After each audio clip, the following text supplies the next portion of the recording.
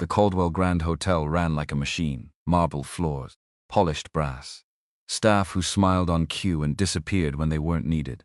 A place designed, down to the last orchid on the last side table, to make certain people feel they belonged, and to make others feel, without ever saying so directly, that they did not. On a Tuesday morning in November, a woman walked through the front doors, and the machine stopped working. She wasn't loud. She wasn't difficult. She simply stood at the reception counter and said nothing.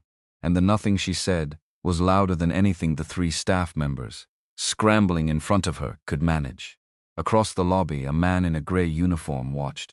He had a mop, a squeaky cart, a name tag that belonged to someone who had moved to Denver. He watched her eyes, and he recognized something in them that nobody else in the room was looking for. He put down the mop. The Caldwell Grand Hotel did not wake up. It simply continued. That was the thing about places like this. They didn't have mornings, they had shifts. The marble floor in the main lobby had been polished the night before, and would be polished again tonight. And the distinction between yesterday and today existed only in the rotation of staff, the cycling of guests, the quiet mechanical certainty of a place that had learned to function without ever needing to feel anything. Gary Cole understood that logic better than most. He arrived at 6:15, same as always. Side entrance, third door from the parking structure. The one with the sticky handle that facilities had been promising to fix for 11 months. He had stopped reporting it. Some things you just learned to work around. He signed in at the staff desk, nodded to the overnight security guard whose name he had never been told and whose face he had memorized anyway, and pulled his cart from the supply closet at the end of the corridor. The cart had a squeak in the left rear wheel.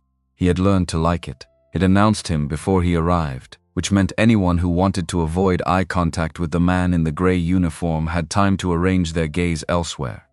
People didn't see janitors. That was simply the operating principle of a place like the Caldwell Grand, where the brand promise was seamlessness, and seamlessness required, above all things, the invisibility of labor.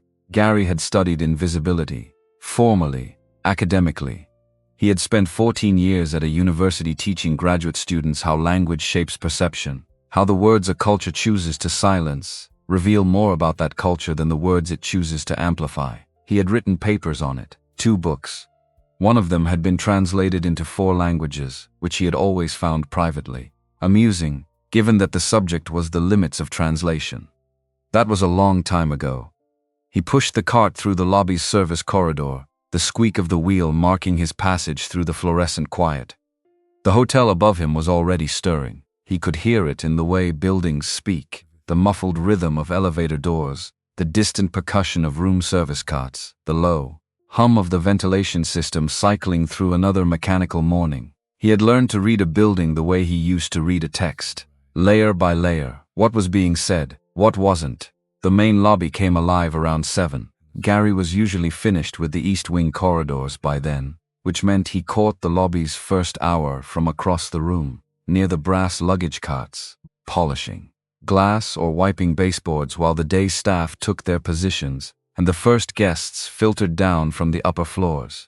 He had watched this particular theater for 2 years and 11 months, long enough to know the rhythms, long enough to know when something was off. He noticed the woman at 9:47. Not because she was loud. She was not loud. She was, in fact, the opposite of loud, which was exactly what made her impossible to miss, at least for someone who had spent the better part of his academic career studying the specific and undervalued grammar of human silence. She stood at the far end of the reception counter in a navy blue coat that fit the way expensive things fit, not showing off, just certain of itself. Tok den thung chum vai.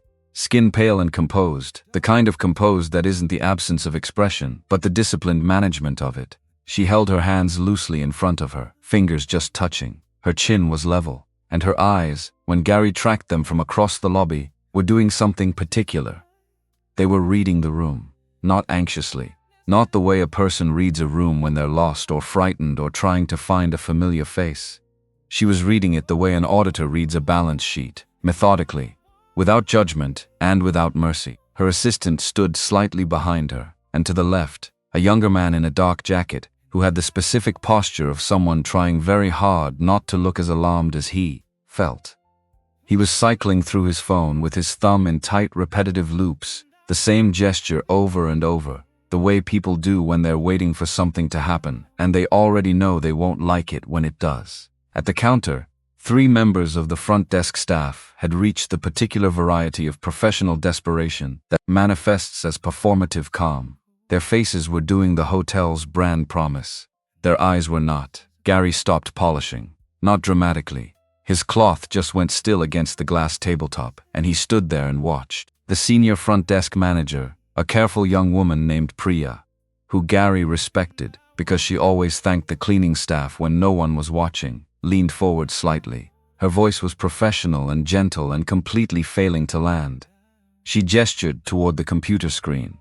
She pointed at the reservation printout. She smiles the smile that the employee handbook probably described as warm and inviting. The woman in the navy coat watched all of this without expression. 2 more staff members had materialized behind the counter. A third was on the phone, presumably to someone in management. The assistant had started translating something on his phone screen, holding it up, then pulling it back when it was clear that wasn't the issue either. Gary watched. Because here was the thing, and this was the thing that nobody else in the lobby seemed to be tracking, maybe because they were too close to the problem, too inside the anxiety of it, too focused on fixing the surface rather than reading what was underneath. The woman was not confused. She was not distressed. She was not having difficulty understanding what was being asked of her. She understood perfectly. She was standing in the middle of a 4-star hotel lobby surrounded by 3 certified hospitality professionals and 1 increasingly panicked assistant. And she was calm. Specifically calm. The kind of calm that doesn't come from not caring but from caring very precisely about the right things and being willing to wait for those things to arrive. She was waiting. Gary had written a paper about this. The specific practice in certain East Asian communication cultures of using deliberate silence as both a filter and a test. Not passive. Active. The silence didn't mean nothing. It meant, I am watching to see who in this room is actually listening. He had published the paper in 2009. He had received 11 letters about it from scholars he respected and 1 angry email from a diplomat who missed the point entirely. He had not thought about that paper in years. His feet moved before his head finished the argument. He wasn't sure what he was going to do. That was the honest truth of it. He was a man with a mop and a squeaky wheel cart and a gray uniform that had someone else's name on the tag from when he had started the job, and they gave him whatever they had in stock. He was not a front desk manager. He was not a translator. He was not in any official capacity, anything more than the person who made sure the baseboards in the East Wing were clean by 7 a.m. But he was walking toward the counter, and then Sandra Anderson came down the stairs. Gary stopped, not because Sandra intimidated him. Because he needed a second to recalibrate, the way you recalibrate when the situation becomes more complicated than you had accounted for. Sandra Anderson was the general manager of the Caldwell Grand, and she was, by any objective measure, exceptional at her job. The hotel ran precisely. The reviews were consistently strong. The staff turnover was lower than the industry average, which Gary had always found interesting, given that working under Sandra Anderson required a specific tolerance for being managed by someone who treated competence as a baseline and excellence as the only acceptable response to any given situation. She was 46 years old, and she dressed like a woman who had decided a long time ago that she would never be the least polished person in any room she entered. Today, dark blazer, the kind of tailoring that costs real money, hair the color of winter wheat pulled back with geometric precision, lipstick the deep red of a formal declaration. She moved down the staircase with the measured confidence of someone who had rehearsed authority until it became instinct. She reached the counter, both hands flat on the marble. Good morning. Her voice carried exactly as far as she wanted it to carry. I'm the general manager here. How can we help you today? The woman in the navy coat looked at her. She said nothing. Sandra held the smile. Ma'am, I understand there may have been some difficulty with the check-in process. We're going to get that sorted out for you right now. Still nothing. Gary watched the almost invisible tightening around Sandra's eyes. She was too professional to let it reach her face. But the calculation was happening. He could see it. We have your reservation on file, Sandra continued. Presidential suite, 3 nights. Everything is prepared. We just need a moment to. The woman turned her head. not away from Sandra. Toward the lobbies, slowly, the way you look around a room when you are deciding something. She looked at the marble columns. She looked at the arrangement of orchids on the side table, the ones that were real, because the Caldwell Grand did not use silk flowers in the main lobby. She looked at the skylight above the central seating area, which in the morning let in a particular quality of late autumn light. Then she looked at Gary. Their eyes met. He had been seen. He had not expected that. People did not usually see the janitor standing 20 feet away holding a glass cloth. That was the whole operating principle. But she had found him without effort, the way someone finds the one open window in a closed room. He walked the rest of the way. "Excuse me." His voice came out steady, which surprised him slightly. The entire counter turned. Priya looked at him with an expression that contained relief and concern in almost equal measure. Sandra's expression was something cleaner and colder. "Mr. Cole." Her voice was precise. "This doesn't involve maintenance. I know." He looked at the woman in the navy coat. He felt the specific gravity of the moment, he thought, with the detached clarity of someone who has stopped having anything to lose, about the paper he had written in 2009, about the practice of reading the air, about the kind of greeting that communicates not just courtesy but recognition. He bowed, not a deep bow, just slightly, and with the specific quality that makes the difference between a gesture and a language. And then he said, in Japanese, low and unhurried, "Tanaka-san, otame chodai itashimasu. Ocha demo ikaga desho ka." Time did something strange, the lobby continued. The piano music piped through the ceiling speakers kept playing. Two guests crossed behind Gary toward the elevator bank. A bellhop's cart rolled across the marble, but inside the specific circle of people standing at that reception counter, time did something that Gary had no more precise word for than stopped. The woman's eyes changed, not dramatically, not the wide theatrical surprise of someone who has been startled, something slower than that, something Gary recognized, because he had watched his students' faces when they had been reading a text for the first time, and suddenly understood what the author was actually saying. The recognition that meaning is present, that someone had not just made a sound but said a thing. She said in Japanese quietly, "That is not a standard greeting." "No," he agreed in Japanese. "It's from the tea ceremony. It means I receive your presence with gratitude and respect." It seemed more accurate than asking if you'd located your reservation number. A silence, not uncomfortable. The particular quality of silence that follows something true. Then, in Japanese still, and with the first thing that could be called warmth in her expression, "You have Kyoto inflection. I lived there for 4 years. Graduate work, I taught there for 3 more. The accent stuck. Most people lose it." A pause. Or they acquire the Tokyo version because they think it sounds more modern. Kyoto seemed worth keeping. She looked at him for a moment, just a moment. Then she said, in the same quiet Japanese, "I would like some tea. If the offer stands." "It does." She turned to her assistant and said in English, without any accent at all, crisply and clearly, "Daniel, please complete the check-in. Have my bag sent to the suite. I'll be in the lounge." And then she walked away from the counter, and Gary walked beside her, and the lobby did what lobbies do, which is continue. But the quality of the silence it was continuing in had changed entirely. Sandra Anderson stood at the reception counter with both hands still flat on the marble, and said nothing for 4 full seconds. Priya looked at the computer screen like it might save her.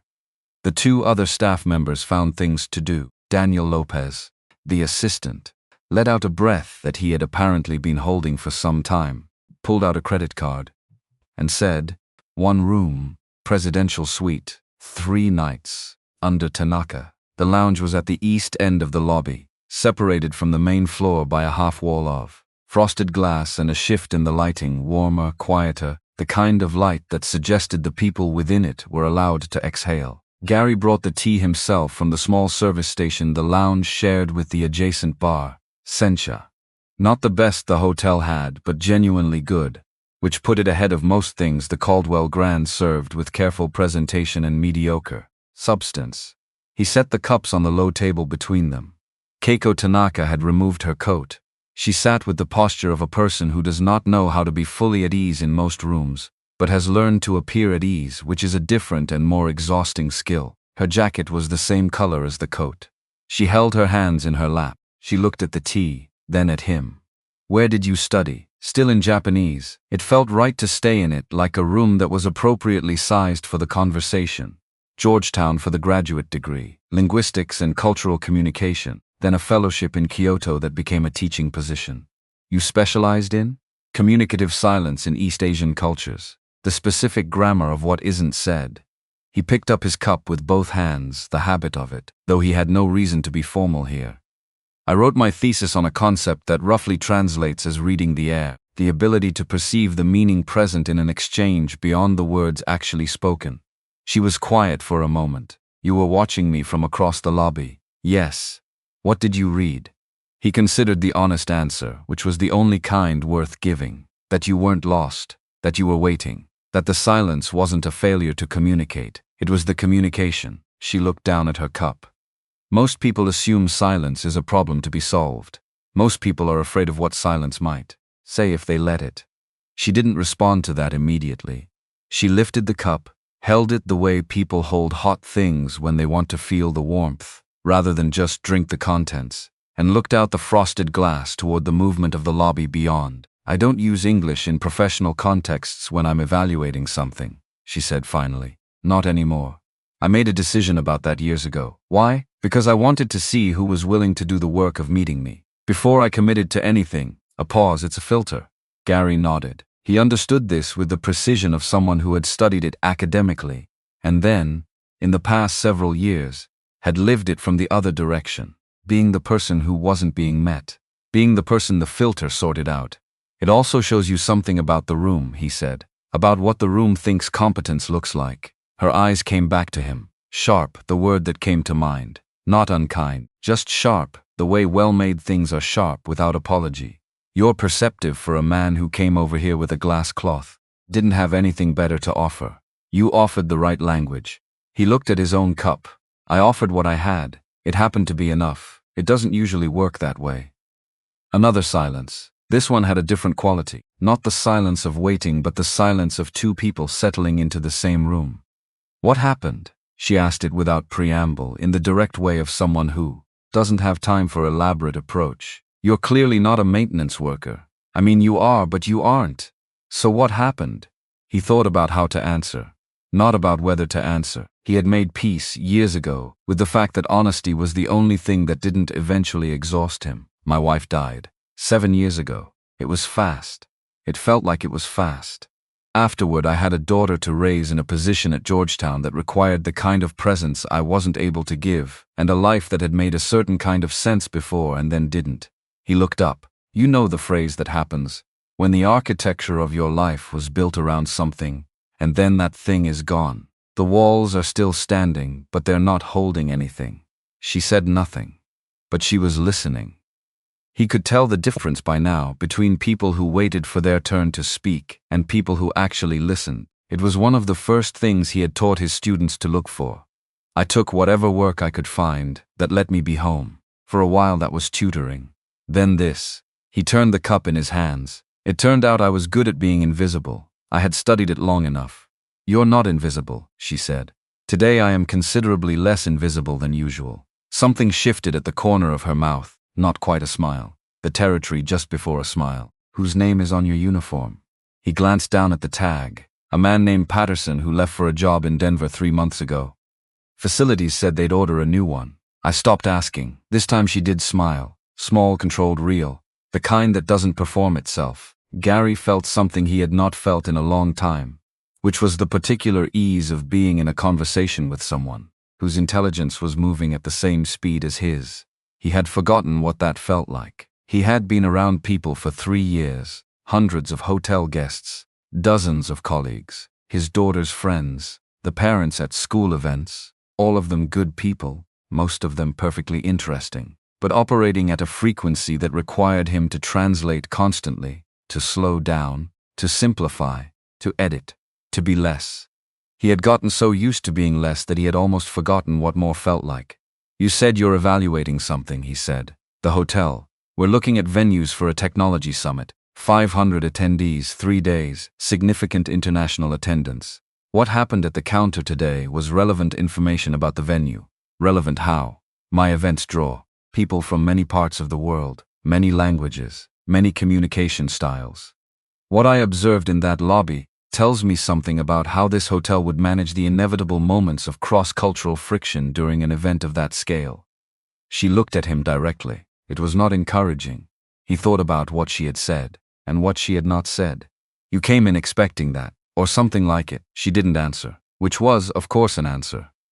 You were testing them, he said, not accusing, just naming it. I was observing. The distinction was precise. There's a difference. I didn't create the conditions. I simply didn't interrupt them. And what I did was also observed. A pause. You weren't part of the test. I don't test people who aren't parties to what I'm evaluating. He nodded. There was something in this that he found, not flattering exactly, but clarifying. He had acted without calculation, and she had noted it precisely because it was without calculation. That logic was clean. Can I ask you something, he said. You can try. Why did you come to Boston specifically? There are other cities, other hotels. The Summit Circuit includes properties in New York and Chicago and D.C. that would have more infrastructure for an event your size. She lifted her cup. She took a slow, deliberate sip. She set it back down, all without any indication that she was deciding whether or how to answer. Then she said, I'm looking for something here, in Boston. It has nothing to do with the summit. He waited. She didn't continue. She turned her head toward the frosted glass again, and whatever she was looking at through the diffused light, it wasn't the lobby. He recognized the shape of that silence, too. It was the shape of something that wasn't ready to be spoken yet, something that was present but not available. He didn't push. They finished their tea. Back at the reception counter, Daniel Lopez had completed the check-in with the careful relief of someone who had been allowed to simply do his job. He stood near the elevator bank with the room key and Keiko's carry-on bag when she returned from the lounge, and Gary watched from the middle distance as Keiko took the key, said something brief and quiet to Daniel that made him nod, and then paused before stepping into the elevator. She turned. She looked across the lobby toward where Gary stood. She said, in English, clearly enough that the two guests waiting for the next elevator turned their heads, and Priya at the front desk looked up from her screen. Thank you, Mr. Cole. Not the janitor, not the maintenance man, his name. The elevator doors opened. She stepped in. They closed. Gary stood with his glass cloth and his Patterson name tag and the squeak-wheeled cart and the full weight of the lobby's attention, which was not something he had experienced in quite a long time. He went back to polishing the east wing baseboards. He tried not to think too carefully about the particular quality of the silence Keiko Tanaka left in rooms when she exited them. He mostly failed at that. By 11 o'clock, his phone had begun to vibrate. Not calls, messages. He ignored them while he was working. Because he always ignored messages while he was working. It was one of the systems he had developed for keeping the different parts of his life from collapsing into each other. But by the time his lunch break arrived, and he sat in the staff break room with a coffee that had been sitting too long and a sandwich from the vending machine that deserved better than to be called a sandwich, he looked at the screen. 6 messages from Nicole. Nicole did not typically send 6 messages in a morning unless something had gone wrong, or something had gone very wrong, or she had found something on the internet that she considered essential to his immediate awareness. He opened the first one, ba oi, lowercase, no punctuation. She only typed like that when she was urgent. The rest were variations on the same theme, increasingly less coherent, concluding with a link to a video clip and the message, "This is you." He looked at the clip. Someone had filmed the lobby scene on a phone, shaky, poorly lit, the kind of footage that viral moments are always made of, as if technical quality and significance have a mutual exclusion agreement. The clip was 42 seconds long. It showed a man in a gray uniform walking toward a reception counter and then bowing slightly and then speaking. The woman in the navy coat, her expression changing. He watched it twice. He looked terrible on camera. He hadn't known that about himself before. He was thinner than he'd thought, which he supposed made sense because he moved all day and ate irregularly. His posture was good. That was the Georgetown in him. 14 years of lecturing had given him posture that the janitor work hadn't entirely undone. He put the phone face down on the break room table and drank his terrible coffee. He thought about the 7 years since Claire had died, the specific texture of them, the way they had passed not in a smooth line but in plateaus and drops. Long stretches of gray functional days punctuated by moments of such acute absence that he had to stop whatever he was doing and wait for the feeling to pass. He thought about the morning he had turned down the Georgetown tenure track position, and how that decision had felt, at the time, like the only honest thing he could do, because he had a 3-year-old daughter who cried herself to sleep, and who needed her father not to be somewhere else, who needed the laundry done, and the lunches made and the nightmares attended to, and the university. Needed someone whose grief was private and professional, and didn't leak into the seminar room, and he didn't know how to be that person yet, and by the time he might have known how, the window had closed. He thought about what Keiko Tanaka had said in the lounge. The architecture of your life was built around something, and then that thing is gone. He hadn't said that. She had understood it without him saying it. He turned the phone back over. He called Nicole. She picked up before the second ring, which meant she had been holding the phone. "Bah," she said, and her voice had that particular compression of someone trying to contain several emotions simultaneously. "Do you know how many people have shared that video?" "I don't know." "It was 100,000 this morning, and it has gone up every time I've looked at it since." He absorbed this. "People are saying you're—" She paused and he could hear her scrolling, 100 different things. Most of them good. One account said you were a deep-cover CIA linguist, which I think we can rule out. We can. Are you okay? He looked at the vending machine across from him, at his own reflection in the dark glass of it, the gray uniform, the name tag that said Patterson. "I'm fine," he said. "I just think my afternoon is going to be complicated." "Your morning is already complicated. Sandra Anderson left you 3 messages on the hotel system." He had not checked the hotel messages. He had not known the hotel system allowed general managers to send messages directly to maintenance staff. He was learning things today. "Bah," Nicole said. Quieter now, the urgency dialing back into something more carefully placed. "What made you do it? Walk over there." He thought about the honest answer. I recognized the look in her eyes. Someone being in a room and being decided about by people who haven't looked at her. I know that look. Nicole was quiet for a moment. "Yeah," she said. "I know you do." They stayed on the line without talking for a few seconds. Outside the break room in the corridor, he could hear footsteps, purposeful ones, the kind that belonged to someone who had made a decision and was executing it. "I have to go," he said. "Be careful," Nicole said. And then, because she was 19 and constitutionally incapable of leaving any situation entirely serious. "Also, if you end up on the morning news, I need at least 24 hours warning so I can do something about my social media." He almost laughed. Almost. He ended the call. The footstep sound had stopped outside the door. He waited. George White, 60 years old, concierge for the Caldwell Grand's evening shift, and the one person in this building who had known Gary when Gary was someone else, opened the break room door with the cautious velocity of a man delivering news he is personally unhappy to be delivering. He looked at Gary. "She knows." Gary folded his sandwich wrapper. "Sandra. Not just Sandra. Corporate. Someone in the ownership group saw the clip. They're treating it like a brand event." George stepped fully into the room, let the door close behind him. "She's pulling your personnel file. She won't find much in it. That's the problem." George sat down across from him. He had the weathered face of a man who had watched a great many things happen from the concierge desk over 35 years in the hospitality industry, and had developed the patience that came from understanding that most crises resolved themselves eventually. But the patience had limits. "She ran your name through the Georgetown faculty database." Gary looked at him. "Your faculty page is still up," George said. "It's old, but it's there. Publications page, speaking history, the whole thing. Someone in her office printed it." The break room was very quiet for a moment. Gary thought about the page. He hadn't looked at it in years. He would treat them with kindness. He had meant to ask the university to take it down and then hadn't, because taking it down would have required looking at it, and looking at it would have required sitting with the person it described, and for a long time he had not been ready to sit with that person. He was not entirely sure he was ready now. "She's going to use it to frame what happened as a deviation from role," he said. Not asking, he understood the logic. "That's my read." George leaned forward. "Gary, there's something else." He waited. "The woman, Tanaka." Her assistant flagged something to the front desk. "They're talking about it quietly, not officially yet."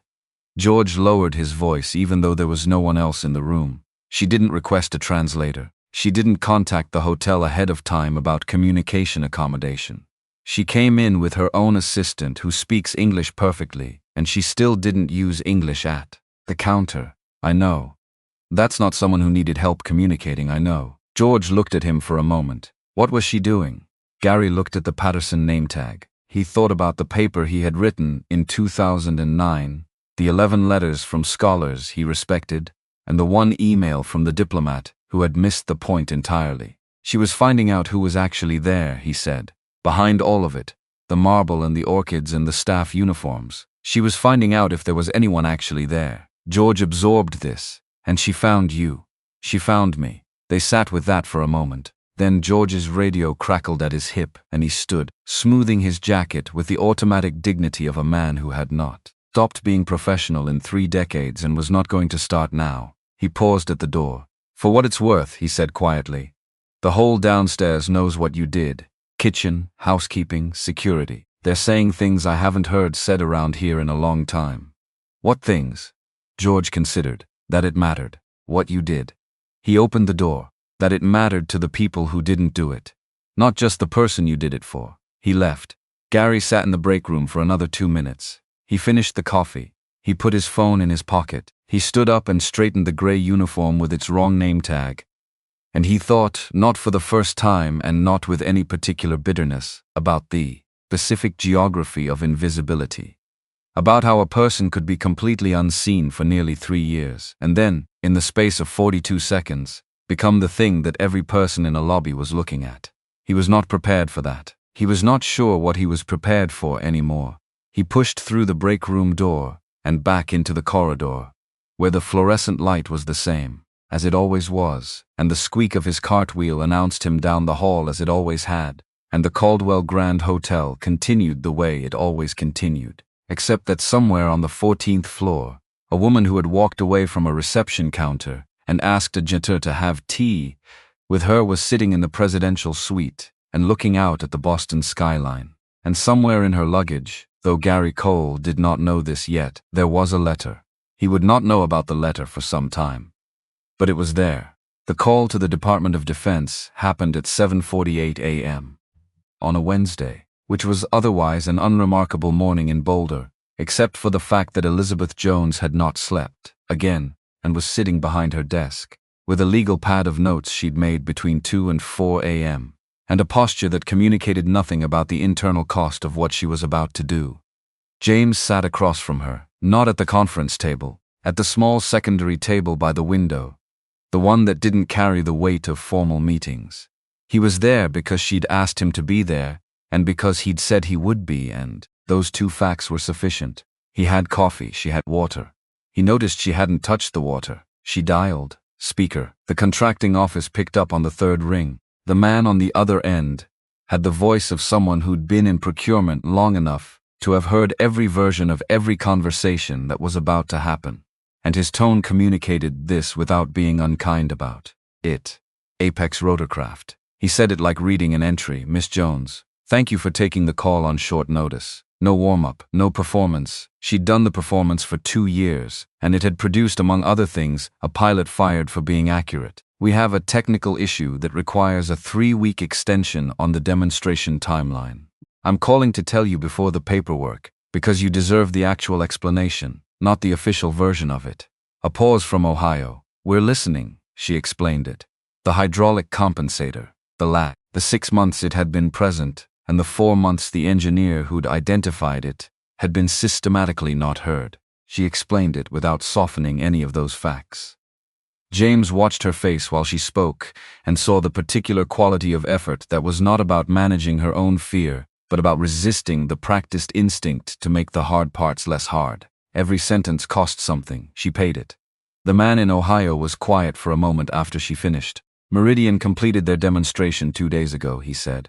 I know. This extension puts you at a competitive disadvantage. I know that too. A pause. I also know that if I demonstrate a helicopter with an unresolved control issue, and those pilots spend the next 2 years flying it in conditions that reveal what we already know, that conversation will cost considerably more than 3 weeks. She looked at the legal pad. I'd rather be the company that told you the truth, even if that company loses the contract. Another silence, longer. Send the technical documentation, he said finally. Full engineering package. I'll have our evaluation team review it in parallel with your fixed timeline. It'll be on your server by noon, Miss Jones. A shift in his register. Not warmer exactly. More like the tone that someone uses when they're speaking plainly because the situation has earned it. This kind of call is rare. I want you to know that it's noted. She thanked him. Ended the call. The office went quiet in the way of rooms where something has been finished that cannot be undone. James picked up his coffee, looked at the mountains through the window, which at 8 a.m. in November were doing their thing of being fully present and absolutely indifferent. That was the right call, he said. I know. She set the legal pad down. It still felt like jumping off something. Most right calls do. She looked at him. For a moment she was not the CEO and he was not the consultant and the room was not the office with the window that cost someone's quarterly budget. She was 34 years old, and she'd just told the Department of Defense that she'd rather lose a contract than deliver a known risk, and she was sitting with what that cost, and he was across a small table with coffee, and that was the actual shape of the morning. My father would have made that call on day one, she said. He would never have let it get to 6 months. Your father didn't inherit a company mid-crisis with the board watching every decision for evidence they'd been right to doubt him. He set the cup down. You built the armor you needed. The problem is, armor doesn't always know when to come off. She absorbed this without deflecting it. Is that from a manual somewhere? From 20 years of watching people fly in conditions they weren't prepared for and learning to tell the difference between the conditions that were the problem and the people who were. She picked up the water, drank it, set it back. We have 3 weeks, she said. Tell me what needs to happen, he told her. The next 3 weeks were, in the honest accounting, some of the most technically demanding of James's career. Not because the problem was more complex than things he'd worked through before, but because the problem existed inside a human system that had been running on fear for long enough that the fear had become structural. It was load-bearing, and removing load-bearing elements from a structure required replacing them with something else before the structure registered what it had lost.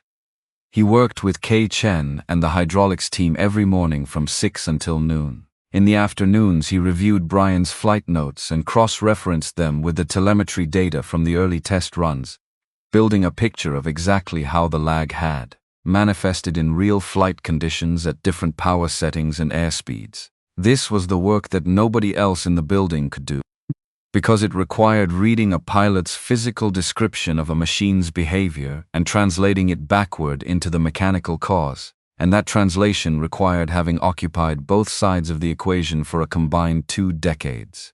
Chen was meticulous. She was also, he discovered quickly, someone who had learned to present her conclusions in a form specifically calibrated to not threaten the people she was presenting to, which had made her technically accurate and contextually invisible simultaneously. He spent 3 days helping her understand the difference between making her analysis accessible and making herself small, which was a distinction she grasped with the speed of someone who'd been waiting for permission to grasp it. By day 4 she was presenting her findings in the engineering team meetings, the way she'd been presenting them in her own head for months, direct, complete, without the apologetic softening that had let people route her to a phase 2 concern. The change in the room was not dramatic. It was quiet and permanent, the way real changes tended to be. Brian Thompson flew daily test sequences. James stood on the hangar floor with headphones and a telemetry monitor, and communicated with Brian through the ground crew system, and Brian described what he felt and James translated what that meant, and the engineers adjusted, and they flew again. It was the most efficient diagnostic process the aircraft had seen since the project began, and everyone involved understood why, without having to say it. The spring rate adjustment went in on day 8. Day 9, Brian flew the modified configuration for the first time. James was at the telemetry monitor. Robert Williams was beside him. Kei Chen was at the data station. Elizabeth was standing 10 feet back, not from the action, but giving it the room it needed, which was a different kind of management than she'd been doing, and which everyone could feel without commenting on. Brian took the Titan up, hover, stable, collective transition forward flight. The moment that had been the problem for 6 months, the point of hesitation, the gap between ask and receive that had cost one pilot his position and nearly cost the company its future. clean, immediate, responsive. James felt it in the telemetry data before Brian said anything. The numbers were right, not approximately right. Correctly right. In the way that a properly tuned system was right. Without the hesitation that had been printed into every prior dataset like a signature of something broken. Brian's voice through the headset, she responded. James looked at Chen. She was watching her screen with an expression he recognized from his years of instruction trucks, the expression of someone who had been right about something for a long time and had just watched the world confirm it, which was not triumphant, because it was also the expression of how long it had taken. Again, James said into the headset, full transition to cruise parameters, then back. Brian did it again twice, then at increasing airspeeds, each time clean. Robert Williams was not making notes on his tablet, he was just watching, his hands at his sides. The face of a man who'd been in this building when the foundation was poured, and who had spent 3 years after the founders' death watching it run on momentum and fear, rather than on the thing it had been built to run on, and who was watching now something he'd given up expecting. It works, Chen said, not loudly, to her screen. To herself first and then to the room. Elizabeth walked forward. She stood beside James and looked at the telemetry display with the expression of someone who has just paid a debt they'd been carrying for long enough that the carrying had started to feel normal. Day 9, she said quietly. 14 to go. He kept his voice flat. We use every one of them. And they did. The next 14 days produced more rigorous test data than the prior 6 months combined. Not because the team hadn't been working before. Because the team had been working in a system that punished accuracy, and accuracy, when systematically punished, goes underground. It doesn't disappear.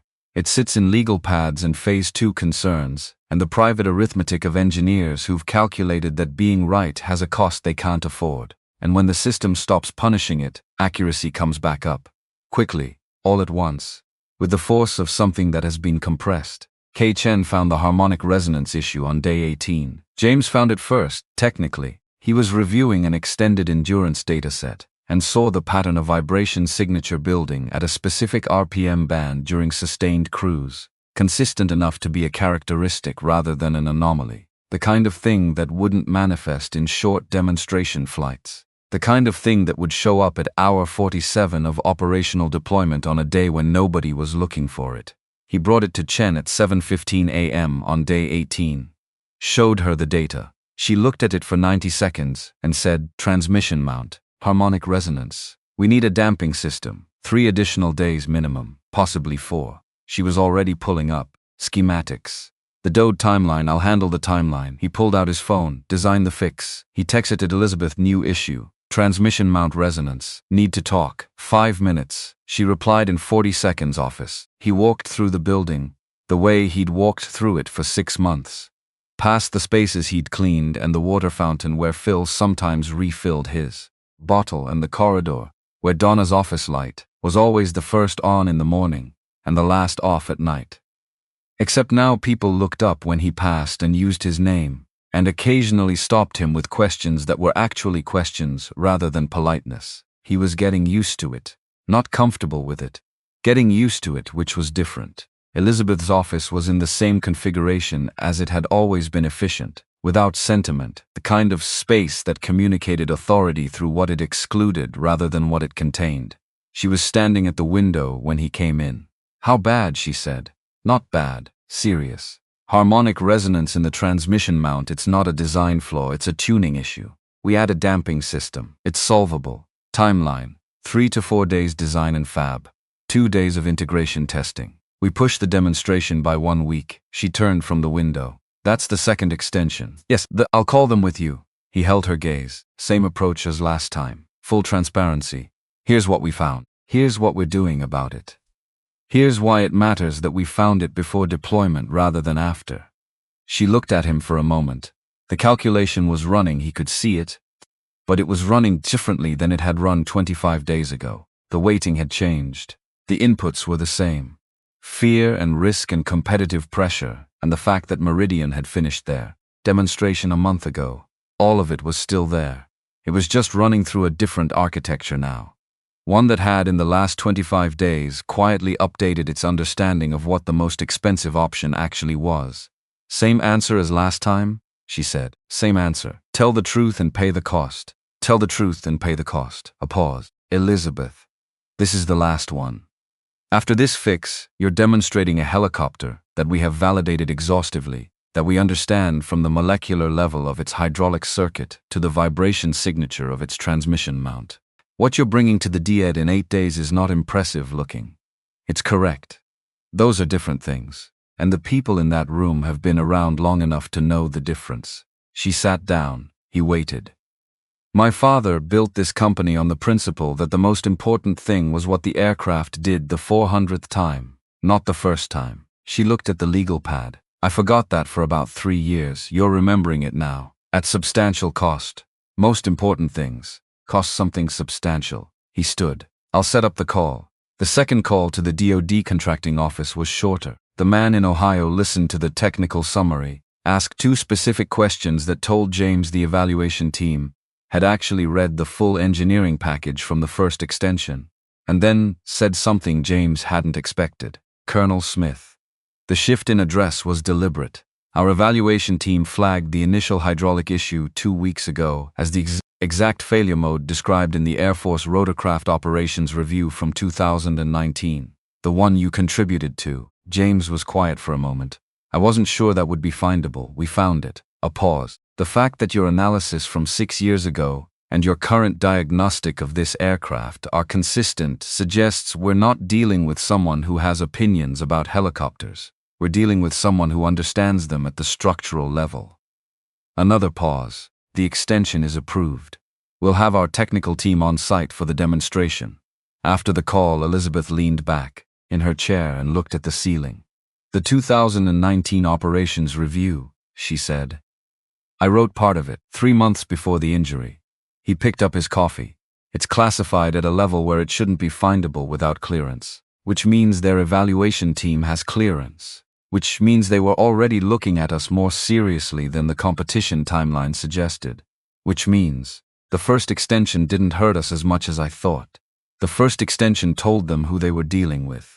The second extension will confirm it. He stood. Chen needs me in the lab. He spent the next 4 days in the hydraulics and structures lab with Chen, and 2 mechanical engineers whose names he now knew, Gary and Thomas, both in their late 30s, both the kind of engineers who did their best work when given a specific problem with a real deadline, and the room to solve it without someone reframing the problem to make the solution more palatable. The damping system they designed was elegant, in the way good engineering was always elegant, not flashy, not complicated beyond what the problem required, solving exactly the thing it needed to solve, without creating the secondary issue that cheaper solutions would have introduced.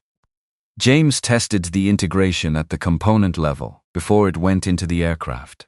Then he tested the mathematics against the telemetry signatures from the long-endurance run where the resonance had appeared. The numbers agreed. The design was correct. Chen was at the workbench at 6:30 a.m. on the 3rd day before James arrived, which he knew because her coffee was already half empty when he got there. She'd been running calculations on the damping coefficient. It's going to work, she said without looking up. I just want to say it out loud. She looked up, because 4 months ago I was saying things out loud in rooms where they went directly into the category of concerns that would be addressed later. And now I'm saying it out loud in a room where someone is listening. And I want to mark that, because it matters. He looked at her. 31 years old, the person who'd been right the longest and heard the least. It matters, he said. She went back to the calculations. He went to the bench beside her and started on the integration verification and did not say anything else, because the thing she'd needed was not more words. It was the continued presence of a room that was safe to be accurate in. He could provide that without commentary. On day 26, Brian flew the fully modified Titan for the first time. Full configuration. Both modification integrated. Spring rate adjusted. Damping system installed. Transmission mount balanced. James stood at the telemetry station with the headset on and watched the numbers come in the way he'd watched thousands of data streams across his career, not hoping, not expecting, just reading. The way you read weather. The way you read terrain. The way you read the world as information rather than wish. Brian took it through the full demonstration profile. Every maneuver, every transition, every speed regime, aggressive turns, max power climbs, simulated emergency procedures. the sequences that the DoD evaluation team was going to want to see, run in full now, so that when they ran them in 8 days, nobody in the cockpit would be doing them for the first time. The data was clean. Not almost clean, not within acceptable tolerance of clean, actually clean. In the absolute sense of a system that was doing what it had been designed to do without the signature of compromise or hesitation, or the particular strain of something that had been managed rather than fixed. Brian landed and cut the engine, and the rotor slowed and the hangar came back to audible, and, for a moment, nobody said anything. Robert Williams was beside James at the telemetry station. The old engineer looked at the data for a moment. Then he looked at James. Richard would have loved this, he said quietly. Richard Jones, who'd poured the foundation, who'd run this building on the principle that the aircraft mattered more than the timeline, whose daughter had almost lost that principle and had found her way back to it at considerable cost. I know, James said. Robert put a hand briefly on James's shoulder and then walked toward the aircraft to begin the post-flight inspection, because Robert Williams expressed himself primarily through the work and had always preferred it that way. The demonstration day arrived the way significant days always arrived unremarkably from the outside. The sun came up on Boulder the same way it came up on every other day. The mountains were exactly where they'd been. The frost on the windshields in the employee parking lot required the same 30 seconds of defrost it always required. Inside Apex Rotorcraft, the atmosphere had the quality of a building that has completed something, not triumphant, completed, the particular quality of a space where the work that needed doing has been done, and what comes next is outside the building's control. And everyone present has arrived at the honest understanding that they've done the thing correctly, and the rest is not theirs to manage. Brigadier General Margaret Wilson arrived at 8:15 a.m. with a team of 3 colonels, 2 technical evaluators from the DoD Rotorcraft Program Office, and an energy that communicated she had read everything sent to her server and was here to see whether the paperwork matched the aircraft. Margaret Wilson at 58 had the posture of someone who had spent her career in rooms where being right was not the same thing as being believed, and who had developed, across those decades, the specific patience of a woman who waited for the evidence and then used it without apology. Her hair was silver and cut precisely. Her uniform carried the weight of the things she'd earned. She walked through the hangar entrance and looked at the Titan X-8 the way a pilot looks at an aircraft, assessing, not admiring. Elizabeth met her at the entrance. General Wilson. No performance, no version. Just Elizabeth Jones, 34 years old, who had made 2 difficult calls to a contracting office and was standing with the consequences. Miss Jones. Margaret looked past her at the hangar, at the Titan, at Brian Thompson completing his pre-flight inspections with the methodical quality of a man who had flown this aircraft 31 times in the past 3 weeks and intended to fly it 31 more times as exactly as he'd flown the previous 31. At Robert Williams and Kay Chen at the data station. At James Smith, standing to the side with his hands in his jacket pockets, wearing the same worn leather jacket over a collared shirt, not the Navy uniform. She looked at James for a moment longer than she looked at anything else. Then she walked toward the aircraft. The demonstration lasted 94 minutes. Brian flew the full profile plus 3 additional sequences that the DoD technical evaluators added mid-demonstration based on what they were seeing, which was, in James's experience, the sign that the evaluation was going well. Evaluators who were making their paperwork look complete didn't add sequences. Evaluators who were genuinely interested added sequences because they wanted to see the edges of what the aircraft could do. Every sequence was clean. Every data point landed where the engineering package said it would land. At the end of the 94th minute, Brian set the Titan down on the painted landing mark, with the particular softness of a man who had stopped performing precision and had simply become precise, and the rotor slowed, and the engine wound down, and the hangar was quiet. Margaret Wilson spent 40 minutes reviewing telemetry with her technical team. James stood away from that conversation and did not insert himself into it, because it was not his conversation and never had been. His part was the aircraft. The aircraft was correct. What happened next was between the aircraft and the people who needed it to do a job that mattered. Margaret walked toward Elizabeth. James watched from 30 feet away. Miss Jones. Her voice carried clearly. What you've built here is exceptional. Not because of the performance numbers. although those exceed our requirements in every metric. A pause, because of how you built it. Every decision in the last 4 weeks left a paper trail that tells a story about a company that understands what it's making and who's going to be inside it. She looked at the Titan. In 30 years of procurement, I can count on one hand the companies that called me with problems before I found the problems myself. Elizabeth's expression didn't perform the relief, it simply showed it. Cleanly. Subject to final contract language, Margaret continued, I'm prepared to recommend full approval. Production quantity as originally specified. Then she turned and walked toward James. He'd been expecting this, or had suspected it. Margaret Wilson had been looking at him since she walked through the door with the expression of someone who'd done her reading and was now calibrating the reading against the actual man. Colonel Smith, the title again deliberate. Just James now, General. I've been out 5 years. I know exactly how long you've been out. She held his gaze. I also know about the medical evaluation request from Wright-Patterson. And I know about the Meridian approach, which you declined. He kept his expression neutral. Word travels in this industry. It does. She looked at the Titan. What you've done here, the diagnostic work, the fixed design, the validation methodology, it's a framework, James. It's not a one-time repair. It's a process that our acquisition programs need as a standard. A pause.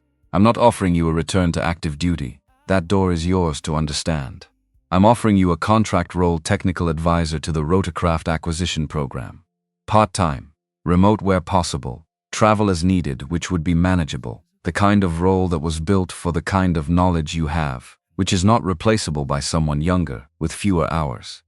He looked at the Titan, and then at Robert Williams, who was at the data station, and was not looking at James, because Robert understood that some moments required the person at their center to be alone in them, and at Chen, who was reviewing the final telemetry with one of the DoD evaluators, pointing at a specific data column with the direct confidence of someone who had stopped apologizing for her accuracy, and at Brian Thompson, coming down from the cockpit with the particular ease of a man who had flown the aircraft the way he'd known it could be flown and had been correct. And at Elizabeth Jones, standing with Margaret's team, the posture 4 degrees different from the posture she'd walked into a hangar with 30 days ago. Not smaller, more load-bearing, but over the right supports.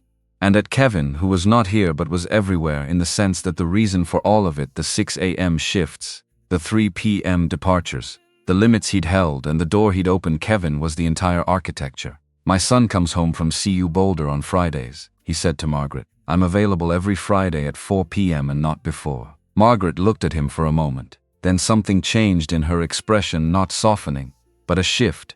The kind that happens when a person has been encountering the pragmatic version of someone for a while and has just seen the actual version. Understood, she said, and I want Chen on any technical review panel where the Titans systems are evaluated. She found the problems before I got there. She deserves the attribution. That's already in my notes from the documentation she submitted. Good. He held out his hand. Then we have a deal, General. She shook it. Firm. The handshake of 2 people who'd spent their careers in situations where agreements needed to be clear. This was clear. The rest of the day happened around James in the way that significant days tended to happen once the significant part was done in fragments, in the peripheral, in conversations he was adjacent to rather than centered in. Elizabeth's team calling the board. Robert opening a bottle of something expensive that had clearly been waiting in his desk for an occasion he hadn't fully believed would arrive. Brian accepting congratulations with the specific graciousness of a man who knew that the credit was distributed more widely than the handshakes were landing. Donna appeared at 4:15 with a facilities form she needed James to sign, which was technically not urgent, and which was actually, he understood, her way of being present in a moment that mattered without requiring a ceremony about it. He signed it. You're going to miss the route, she said. Rodriguez can handle it. Rodriguez is afraid of the North Conference suite bathroom. Rodriguez needs to grow, she smiled. The particular smile of a woman who'd been watching a building run for 11 years and had very clear opinions about what it looked like when it finally ran correctly. You did good, James. She took the form back. Not the helicopter stuff. A pause. The whole thing. He didn't say anything to that, because it wasn't the kind of statement that needed a response. It needed acknowledgement, and he gave it with a nod, and she went back to her office, and he went to find Robert. Robert was at his workstation, not celebrating, reviewing data. Because Robert Williams celebrated by continuing to work, which was consistent with every version of him James had known across the past 6 months. He sat in the secondary chair. Robert looked up. Done for the day? Almost. Margaret Wilson. Robert set tablet down. She's good people, old school. Means what she says. I know. You took the role, part-time. Fridays are off. Robert nodded. Richard used to say the best jobs were the ones where the conditions told you something about how much they actually needed you. James looked at the Titan through the hangar window. The aircraft sat in the position it would always occupy now, not a problem to be solved, but a solved problem, which was a different kind of presence, quieter, more certain of itself. The spring rate, he said. Chen had it for 4 months. She did. That's the part that will stay with me. He looked at the older man. Not the fix. How long it took the fix to be heard. Robert was quiet for a moment. Then you know what's different now. She's heard. She's heard. And the next time she says something, she'll be heard faster, because this time is in the record. Robert picked the tablet back up.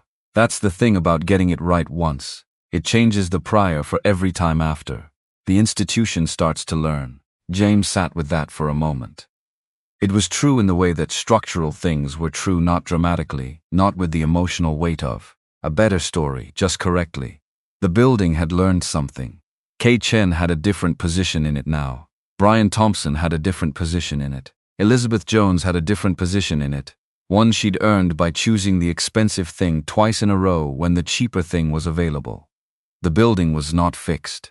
Buildings weren't fixed. They changed. And the change accumulated in the record. And the record became the prior for the next decision. And if the decisions were better, then the institution slowly became the kind of institution that made better decisions. That was the work, not dramatic. Not fast. But he drove home at 5:40, 3 blocks away, parked, walked.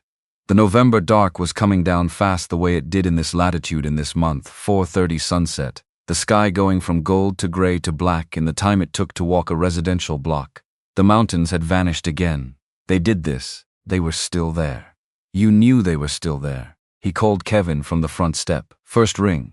Of course. Well, Kevin said. The demonstration went. A pause. They're buying the aircraft, bah. The word carried something he couldn't exactly name. The sound of a person who has been holding something carefully on behalf of someone they love, and has just been told it was okay to put it down. And the deed offered me a contract role. Technical advisory. Part-time, a quiet. What did you say? I said fries are non-negotiable. Another quiet. Longer. Bah. Kevin's voice had shifted, still controlled, but shifted in the way of someone who needs a moment to make sure what they're feeling is in the right order before they let it out. You know what I was thinking about today?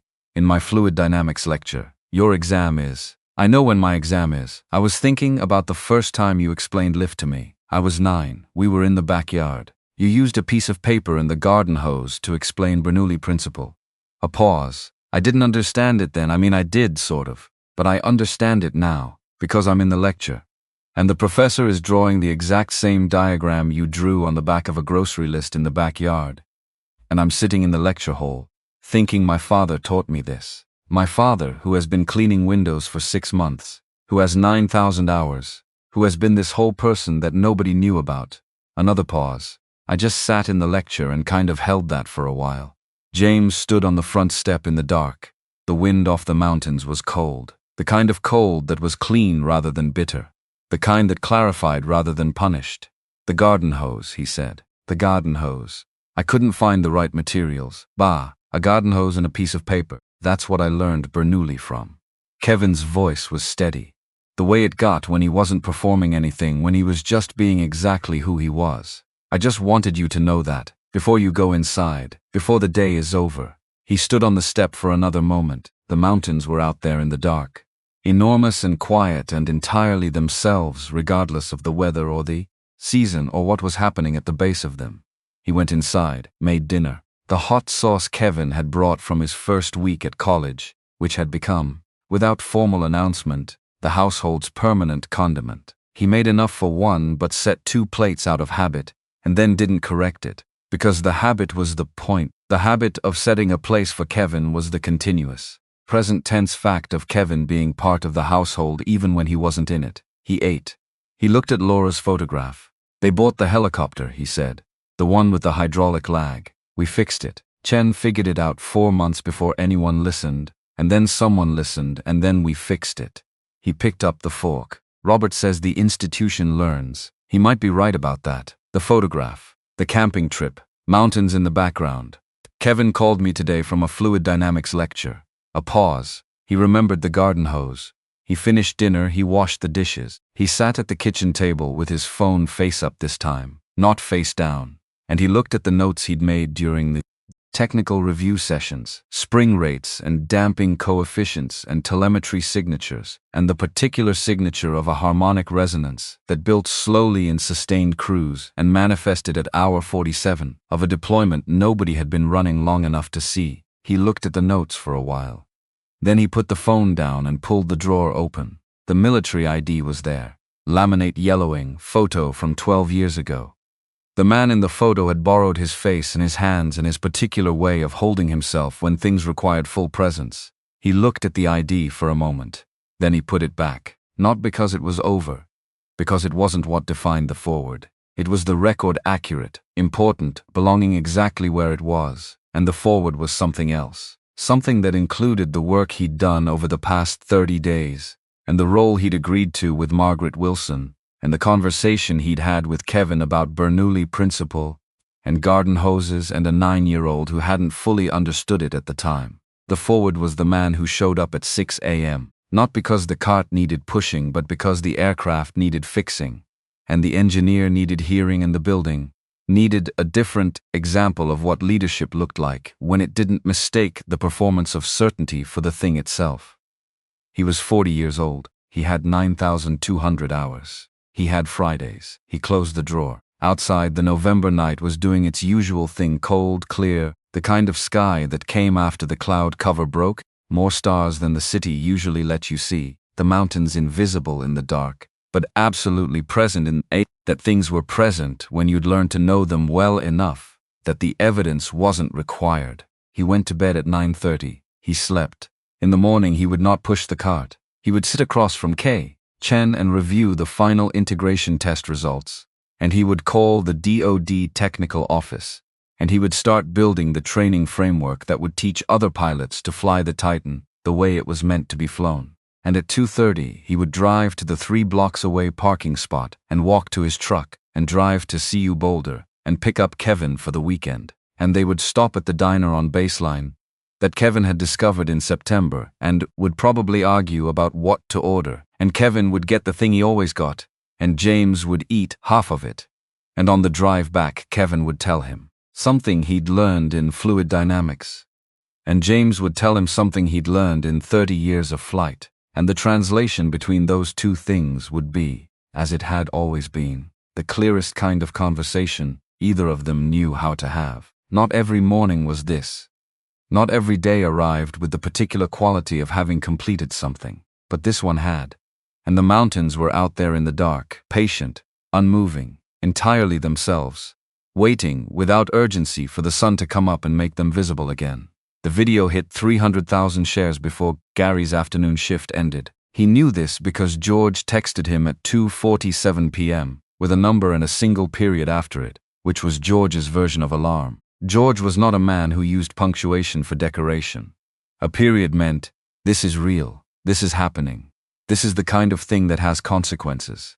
Gary mopped the floor of the West Corridor and thought about consequences. The clip had been picked up by a travel blogger with a significant following, then by a cultural commentary account, then by the kind of aggregator sites that existed, specifically to find the thing that people needed to feel something about on a given Tuesday in November. The caption that was doing the most damage, if damage was the right word, was simple. While managers panicked, a janitor listened. It had been shared with approximately the same energy people usually reserved for either outrage or benediction. This was somewhere in between. It was the specific viral register of a story that made people feel corrected without being accused. The hotel's front-facing social media accounts had gone quiet. That was Sandra's doing. He recognized the strategy. Say nothing. Let the silence work. Hope the news cycle found something else to be interested in by morning. It was a reasonable strategy. It was also going to fail. He could tell, the way you can tell about certain things when you have spent enough time studying how stories move. He mopped around a luggage cart that someone had left at the wrong angle in the corridor. At 3:15, Daniel Lopez found him. The assistant appeared at the end of the west corridor, with the deliberate casualness of someone trying very hard not to look like they were looking for someone. He was carrying a small paper bag from the cafe on the hotel's ground floor, which was a good prop. Nobody questions a man with a coffee bag. Gary stopped mopping. Daniel stopped walking. They looked at each other across 20 feet of freshly cleaned corridor. She wants to know if you're free this evening. Daniel's voice had the careful neutrality of a man delivering a message he was not entirely sure he had clearance to deliver. After your shift, there's a sitting room on the 14th floor. Private. She said no agenda, just conversation. Gary leaned the mop against the wall. He thought about the text from George. He thought about the personnel file Sandra had pulled. He thought about the specific way a room changes when someone in it starts making plans. Tell her yes, he said. Daniel nodded. He looked like he wanted to say something else. He didn't. He walked back toward the elevator with his paper bag and his careful neutrality, and Gary went back to the floor. At 4:00 p.m., his hotel communicator pinged with an internal message from the general manager's office. The subject line was Staff Conduct Review Formal Notice. The body was 4 sentences. He had deviated from his assigned role. He had engaged in guest interaction outside his authorized scope. A formal review would be initiated. Until the review was complete, he was to limit guest contact to the minimum required by his position, which the message helpfully defined as cleaning-related. Inquiries only. He read it once. He set the communicator back on the cart. He thought, so that's how it goes. Then he finished the west corridor because the west corridor still needed finishing, regardless of what was happening to everything else. By the time his shift ended at 5, and he had returned his cart to the supply closet and signed out at the staff desk, his phone had 37 new notifications. He did not open them. He knew what they were. The internet had decided he was a story, and the internet was not particularly interested in his preferences about that.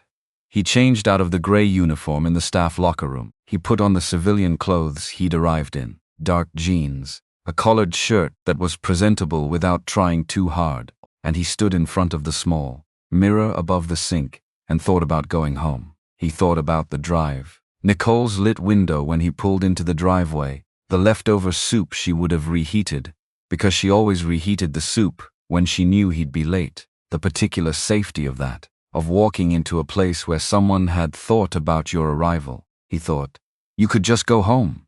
He thought yes, but she asked. He took the elevator to the 14th floor. The sitting room off the presidential suite was smaller than the suite itself, separated by a set of glass-paneled double doors that had been pulled almost closed, leaving a 6-inch gap through which Gary could hear, before he knocked, the distant sound of Keiko speaking Japanese, rapidly and quietly on a phone call that she ended with a single clipped word the moment she heard his knock. She opened the door herself.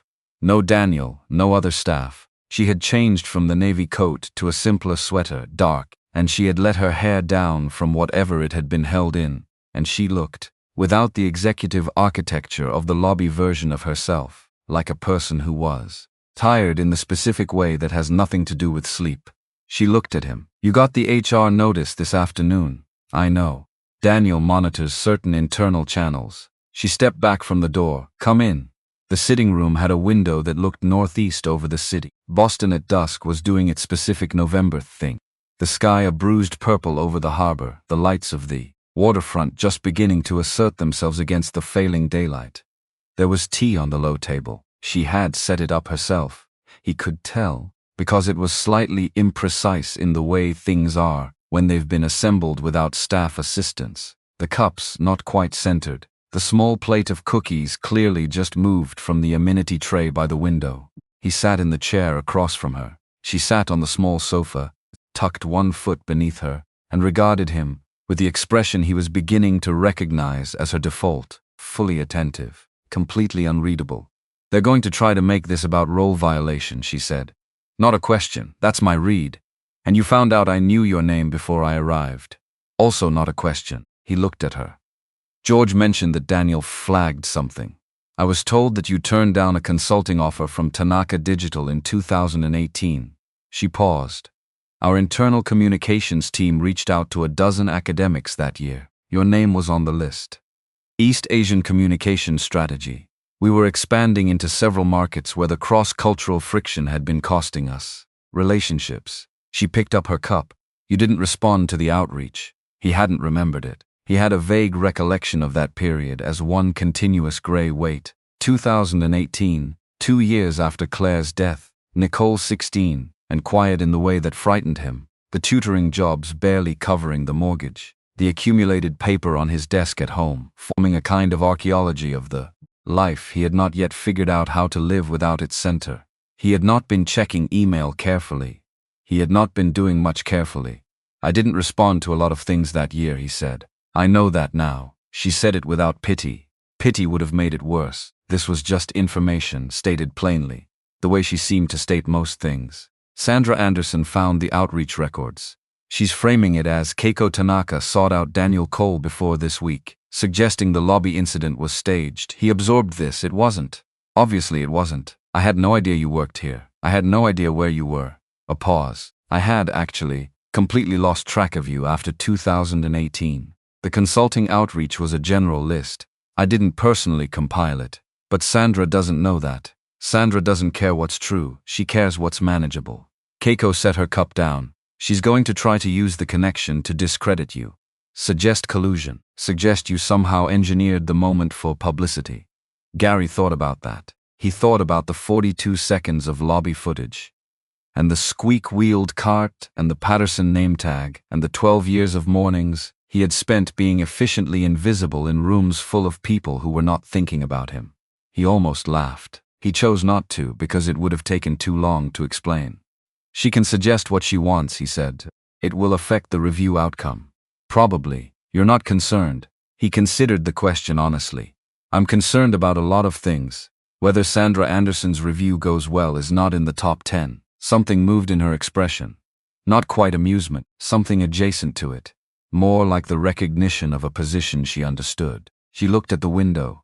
The harbor lights had committed now, the sky fully dark, the water below reflecting them in broken horizontal lines. She was quiet for a moment. Not the strategic silence of the lobby, but something more personal. The silence of a person approaching something they have been circling.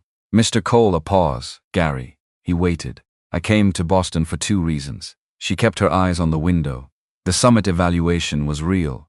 But it wasn't the primary reason. She turned from the window. I'm looking for someone. Someone I knew a long time ago. I've been trying to find her for years, and I finally had a lead that pointed to this city. He watched her face. Her name was Claire. She said it carefully, precisely. The way people say names they have kept for a long time. She taught English at a community language center. I was 19. I had been in this country for 5 years, but I still felt like someone walking around in an outfit that didn't fit. Like I could function, but I couldn't land. She was the first teacher who didn't make me feel like that. A pause. She left the program. People said she had a health situation. I lost track. I tried to find her a few times over the years. Nothing. Gary had stopped breathing at a specific point in this recitation. He was aware of this now, the stopped breath. He was managing it. He was sitting very still and managing the stopped breath and listening with every piece of attention he had, which was considerable, which was the one thing the last 7 years had not diminished. She had a way of seeing things, Keiko continued. Not just language things. She could look at a student who had completely shut down, completely gone silent, because the silence felt safer than being wrong again, and she could somehow say the exact thing that made the silence feel like a choice rather than a defeat. She never pushed, she just made the room safer. She stopped, looked at her hands. I wrote a sentence in her class once. She read it and didn't correct the grammar. She just said, "This is the truest thing you've written. Keep going." The room was very quiet. Gary's hands were on the arms of the chair. He was aware of them. He was aware of the temperature in the room and the sound of the city outside and the tea cooling on the table, and the particular quality of the moment, which was the quality of something enormous approaching slowly. What was the sentence? His voice came out even. He was proud of that.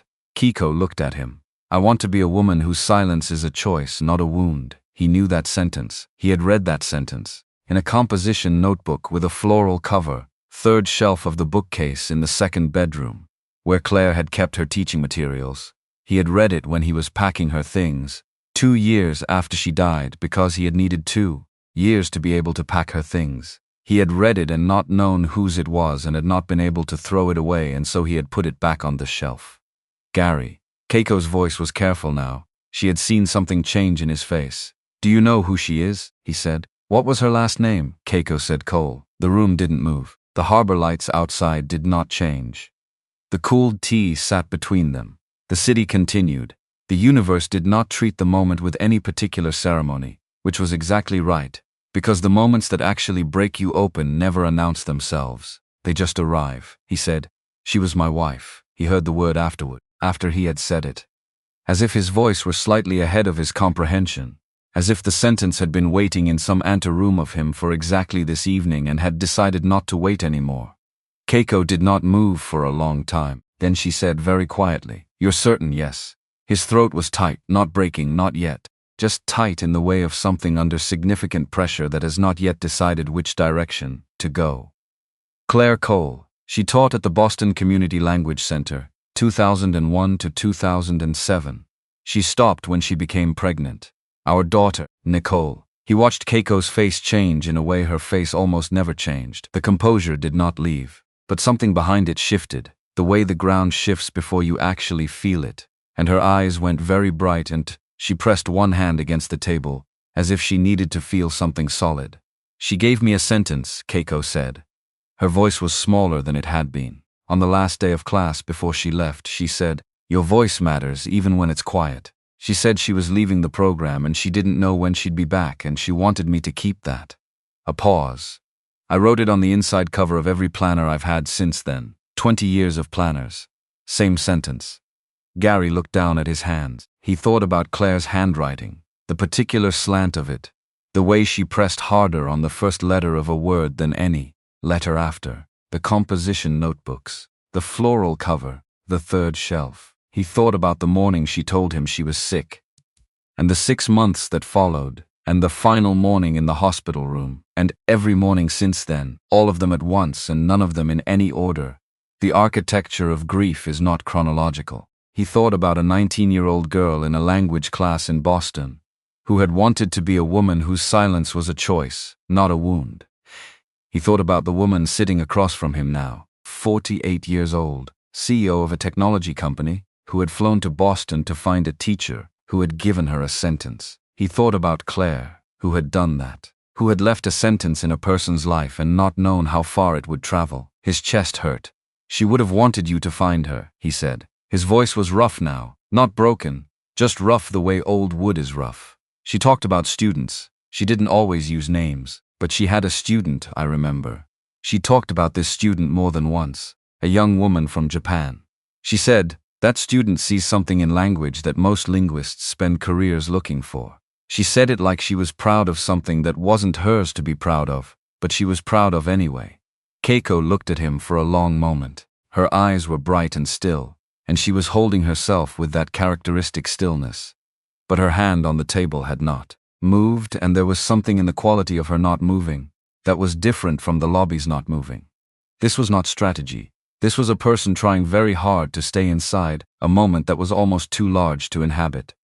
Does she know? She started. Stop. Started again. Did she? Before she? Did she know she was sick for 6 months? Gary said. She knew. A silence. I'm sorry. Keiko said it the way people say it when they mean it and know it's not enough and say it anyway because the alternative is silence of the wrong kind. I'm very sorry. He nodded. He was not capable of more than that right now. She reached into the inside pocket of her jacket, which was on the arm of the sofa where she had draped it. She removed an envelope, standard size white. His name was not on it. No name was on it. The paper was slightly worn at the fold lines, the kind of worn that comes from being handled often, taken out and put back in, carried across years. A colleague of hers, Keiko said slowly. Someone who taught at the center at the same time. She contacted me 8 months ago. She said she had found something in her files from those years. She said Claire had given it to her before she left the program. She said, if Yuki ever finds you, give her this. She set the envelope on the table between them. She said that was the name Claire used, Yuki. She sometimes called her that, shortened form. Gary looked at the envelope.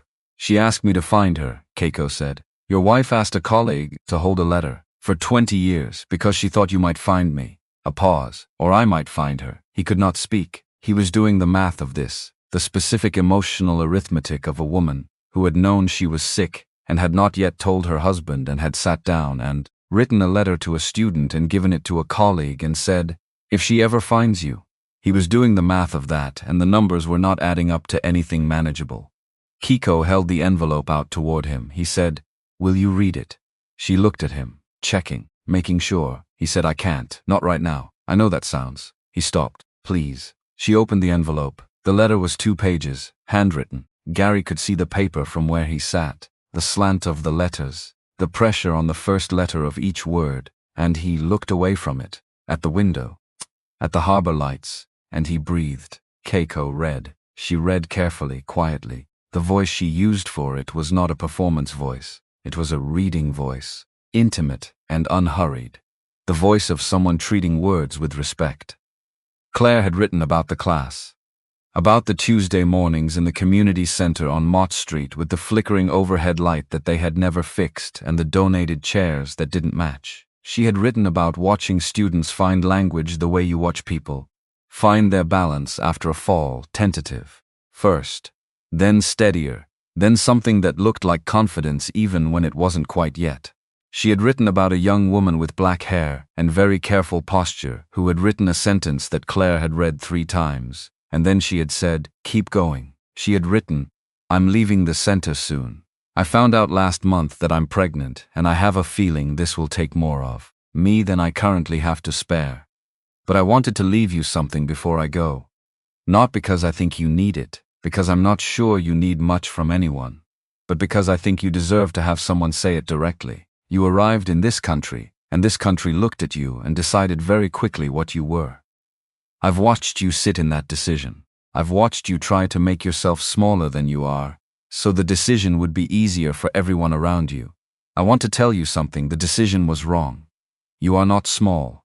You are not the wrong size for any room. You are exactly the right size, and the world will simply have to adjust. Your silence is not a problem. It is a precision instrument. Do not let anyone make it a wound. I will probably never see you again. That's how these things go. But I want you to know that you taught me something too. You taught me that there are kinds of intelligence that don't fit inside language. That some of the most important things a person understands, they understand in the spaces between words. I will think about that for the rest of my life. Take care of yourself, Yuki. Find people who can sit in silence with you and not be afraid of what it says. Your voice matters, even when it's quiet. Claire. Keiko finished reading. The room had gone the particular quiet of a place where something real has happened. Not dramatic quiet, just the quiet of presence, of 2 people in the same room with the same person who was no longer in any room. Gary had not looked back from the window until Keiko stopped. When he turned, her face was what it was, composed, bright-eyed, holding something that was not going to be released in this room, because she was not that kind of person in that kind of situation, but holding it visibly, the effort of it visible, which he thought was probably as honest as she allowed herself to be in front of someone she had known for 9 hours. His chest had become something past tight, something that had no good word for it in any of the languages he knew, which was a short list of significant ones. He pressed the heel of his hand against his sternum, a gesture he had not made in years, a physical check. Still there, still working, still moving. He had learned to do this after Claire died, a way of verifying continuity. He did not cry immediately. He sat with the not crying for a long time, long enough that the harbor lights outside shifted with the tide, and then something in him gave quietly, without announcement, the way a door gives when the pressure on both sides finally equalizes, and he bent his head into his hands, and the 7 years he had been carrying without adequate ceremony finally found a ceremony. Keiko did not move toward him. She did not speak. She did not offer the specific American instinct of filling grief with consolation. She sat with him in it quietly, and this was the thing Claire had told her about. Gary understood that. Now she had understood it for 20 years. The people who can sit in silence with you and not be afraid of what it says. He cried for 3 minutes and 40 seconds, he counted. Old habit. When he lifted his head, his face was wet, and his hands were shaking slightly, and he felt, behind the rawness of it, Something that he did not have a clean word for either. Something like lighter. Or maybe truer. Like a room after a window is opened that has been closed too long. Keiko held out his teacup. He took it, he drank. She would have found a way to be happy about this, he said finally. His voice was rough. About us being in the same room, she would have thought it was funny. She sounds like someone who found a lot of things funny. She was. She had this laugh. He stopped. He had not talked about Claire's laugh to anyone outside his family in years. It came from very far inside her, like it had distance to travel. Keiko looked at her own hands. She was the first person who didn't make me feel like my silence was a failure. Before her, I thought I was just bad at being American. A pause. After her, I understood I was just good at being precise. Gary looked at her. He thought about the paper he had written, the filter, the test, the woman standing in the lobby of the Caldwell Grand waiting to see who was actually there. He thought about a young woman, in a community center classroom, who had written a sentence that her teacher had read 3 times. He thought about the specific thread of it, running from 2003 to this sitting room, 20 years of a thread thin enough to lose and strong enough to hold. She knew what she was doing, he said, giving the letter to her colleague. She knew there was a chance. She had faith in the shape of things. She had faith in people, he said. Specifically, she had a maddening certainty that things would connect up if you gave them long enough. He almost smiled. She was frequently right. I found it annoying. Keiko's mouth moved. That is, she said carefully, a very specific thing to love about someone. It was. He set down the empty cup. He sat back. The room felt different than it had an hour ago. Rooms tend to, after something significant passes through them. He felt scraped out in a way that was not unpleasant, the specific emptiness of a space that has been cleaned. Sandra pulled the 2018 outreach files, he said, because the world had not actually stopped while they were doing this. The world had not had the courtesy. I know, and she's going to use them. She'll tell the review board that the lobby incident was coordinated. That you sought me out. He looked at the window. The timing makes it look that way from outside. It always does, Keiko said. Truth has a terrible sense of timing. What are you going to do? She considered. This was a different kind of considering than her lobby silence. Faster. More tactical. I'm going to make some calls tonight. There are people in the ownership structure of this hotel who will be very interested in what I have to say about the summit. And about other things. A pause. I also have a recording. He looked at her. My assistant records every professional interaction by default. For accuracy, it's disclosed in our travel documentation, which the hotel received when we booked. She picked up her phone from the side table. The lobby this morning, including what Sandra said. All of it. Gary thought about what Sandra had said. We're not equipped to accommodate every communication preference, ma'am. The diplomatic version. The version that would play very differently against the backdrop of the viral clip and the trending coverage and the 800,000 shares that George's later text had reported. You're going to use it. I'm going to make sure the right people have access to accurate information, she said. Which was its own kind of precision instrument. He sat with this for a moment. There was something happening in him that was complicated. Gratitude, yes, but also something more careful than gratitude. He had been invisible for 3 years and he had chosen that invisibility in the way that people choose things that hurt less than the alternative. Being seen now, all at once, by the internet and by Keiko Tanaka and by Sandra's fear-shaped anger and by his own daughter's 6 compressed messages, was not entirely comfortable. Being seen was in fact quite a lot to manage. I need you to know something, he said. She waited. I didn't step across that lobby for any of this. I didn't think about the recording or the summit evaluation or the 2018 outreach. I didn't think about anything except that someone was being dismissed and I knew exactly how that felt, and I had a language she spoke. He looked at her directly. If I had known about all of the rest of it, I might still have walked across. But I would have hesitated, and the hesitation would have changed what it was. Keiko looked at him for a long moment. I know, she said. That's why it worked. He stood. It was past 9 o'clock. The drive home was 40 minutes. Nicole would have the soup heated. At the door, he turned back. The letter, he said. Can I? He stopped. Would you? She understood. She folded the letter carefully along its existing creases and returned it to the envelope and walked it to him. He held it in both hands. The paper was warmer than he'd expected. From being held, from being read, from 20 years of being carried. Thank you, he said. And then, because it was true and because he was tired of only saying the things that fit cleanly, she was right about you. Kiko stood very still. You don't know that. I know enough. He looked at the letter in his hand. She had a maddening certainty that things would connect up. She was right about that too. He left her standing in the sitting room doorway, the harbor behind her through the window, the lights of Boston doing their particular broken reflection thing on the water below. He took the elevator down. In the lobby, which was quieter now, evening shift quiet, he passed George at the concierge desk. George looked at him, not asking, just looking the way longtime colleagues look when they understand more than they're willing to say out loud.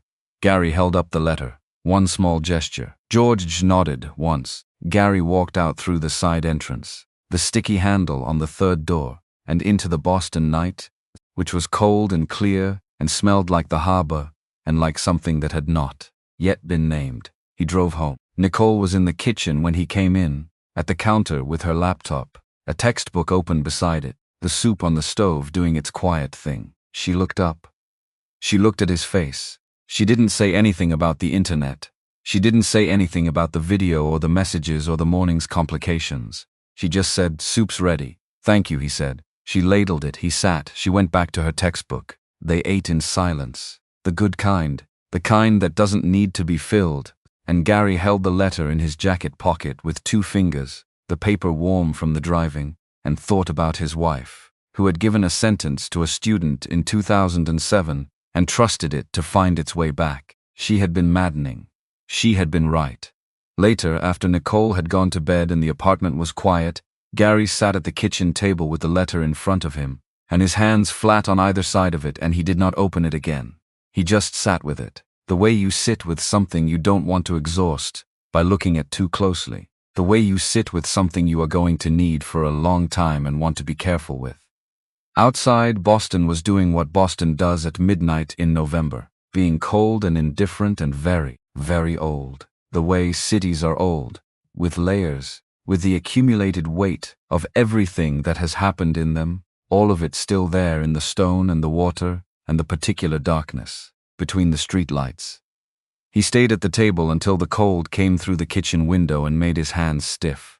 Then he folded the letter, put it back in the envelope, stood up, put the dishes in the sink, turned off the kitchen light. He went to bed, but not before he stopped in the hallway outside Nicole's room and stood there a moment, listening to her breathing in the dark on the other side of the door.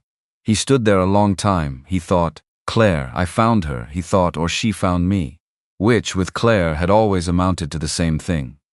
Nicole found the notebook on a Saturday morning, not dramatically, not the way things get found in movies, with music swelling and light falling at a significant angle. She was in the second bedroom, the one that had been Claire's office, and was now used for storage and the kind of accumulated household items that accumulate when you spend 7 years not dealing with a room properly. And she was looking for her old graphing calculator, because her exam was Monday, and she had not seen it since high school. She found the calculator in a shoebox. She also found on the third shelf of the bookcase that ran along the north wall 6 composition notebooks with floral covers. She sat down on the floor. She was 19 years old, and she had lived her entire conscious life with the knowledge that her mother was gone, which was different from having processed that fact, which was different again from sitting on the floor of a storage room on a Saturday morning, holding a notebook with her mother's handwriting on the first page. The handwriting was very familiar. It looked like her own, slightly. She had noticed this before, but had not thought about what that meant. She opened the notebook. It was a teaching journal. Lesson plans, student notes, small observations in the margins about what had worked and what hadn't. Her mother's shorthand for students was initials and a brief descriptor. YT, careful posture, understands everything, says half. MP, quick, impatient with himself, needs permission to be wrong. GL, reading ahead of speaking, give her more material. She turned pages slowly. YT appeared frequently, more frequently than others. Sometimes just the initials and a phrase. Sometimes more. On a page near the back, dated November 2003, Claire had written a full paragraph. YT today wrote, "I want to be a woman whose silence is a choice, not a wound." I read it 3 times. I didn't correct the grammar because there was nothing to correct. I told her, keep going. She looked at me like I'd said something in a language she was trying to learn. Maybe that's what good teaching is. Learning to speak just clearly enough. Nicole sat with this for a long time. Then she took out her phone and Googled Keiko Tanaka Digital. Third result, a profile piece from a business publication, CEO 48. Born in the United States to Japanese parents, grew up between two cultures, known for conducting negotiations in Japanese, known for silence that makes rooms uncomfortable until the rooms decide to rise to it. The profile photograph showed a woman with black hair, level chin, the specific composure of someone who had decided what she was and had stopped auditioning that decision for anyone's approval. Nicole sat on the floor of the storage room for 11 more minutes. Then she went to the kitchen, took a piece of paper from the drawer, and wrote one sentence. She left it on the table where her father would see it when he came home. She propped his coffee mug on top of it so it wouldn't blow around. She went back to studying. Gary found the note at 5:40 p.m. He had been at the hotel not cleaning floors. He had been in the small office Sandra had assigned him for the duration of the conduct review, which was a repurposed storage room near the loading dock, with a folding table and a chair that rocked slightly to the left, and he had been sitting in it, doing nothing in particular, because there was nothing in particular for him to do there. The review was being conducted at a level above Sandra now. Corporate had gotten involved, which had apparently happened the afternoon after Keiko's calls, which had apparently been the kind of calls that produce results at a speed that normal calls do not. George had texted at noon, "The ownership group is very interested in not losing the summit contract." Reading between that, Gary had understood that Sandra's conduct review had become something more complicated than Sandra had intended when she initiated it. He had come home earlier than usual, which was how he saw the note before Nicole thought he would. It was one sentence in her handwriting, which was like Claire's, slightly. It read, "Your voice never went away, Dad. It was just waiting for you." He stood in the kitchen and read it twice. He pressed it flat on the counter, stood there with both hands on it. The things a person carries for 7 years don't announce when they're getting lighter. You just notice one day that your shoulders have dropped from somewhere near your ears, that you've been breathing differently, that certain rooms feel navigable again in ways you had stopped expecting them to. He picked up his phone and called Keiko. She answered on the second ring. "I was going to call you, I know," he said, which was not strictly logical but felt true. "The ownership group wants a meeting. They want to discuss the summit contract, and they want to discuss what happened at the front desk, and they want to do it with both of us present. Corporate has essentially sidelined Sandra's review pending that conversation." He thought about Sandra. He had been thinking about her, intermittently, since the morning before. The conduct notice, which was so clearly the move of someone frightened. He had been on the other side of fear-shaped decisions often enough to recognize the architecture of them. "I want to talk to Sandra first," he said. A pause. "That's not what I expected you to say, I know." "Why?" He leaned against the counter. Outside the kitchen window, the late afternoon light was doing the specific thing it does in November in New England, not warm, but present, the kind of light that makes the world look considered. "Because she's not wrong that I deviated from my role," he said. "She's wrong about why it matters, and she's wrong about what to do about it. But she's not wrong that I did a thing I wasn't hired to do, and I think she knows that what she did at the front desk was also a thing she shouldn't have done. And I think those two things are connected in a way that would be useful for her to say out loud." Another pause. "Longer, you want her to have a witness," Keiko said.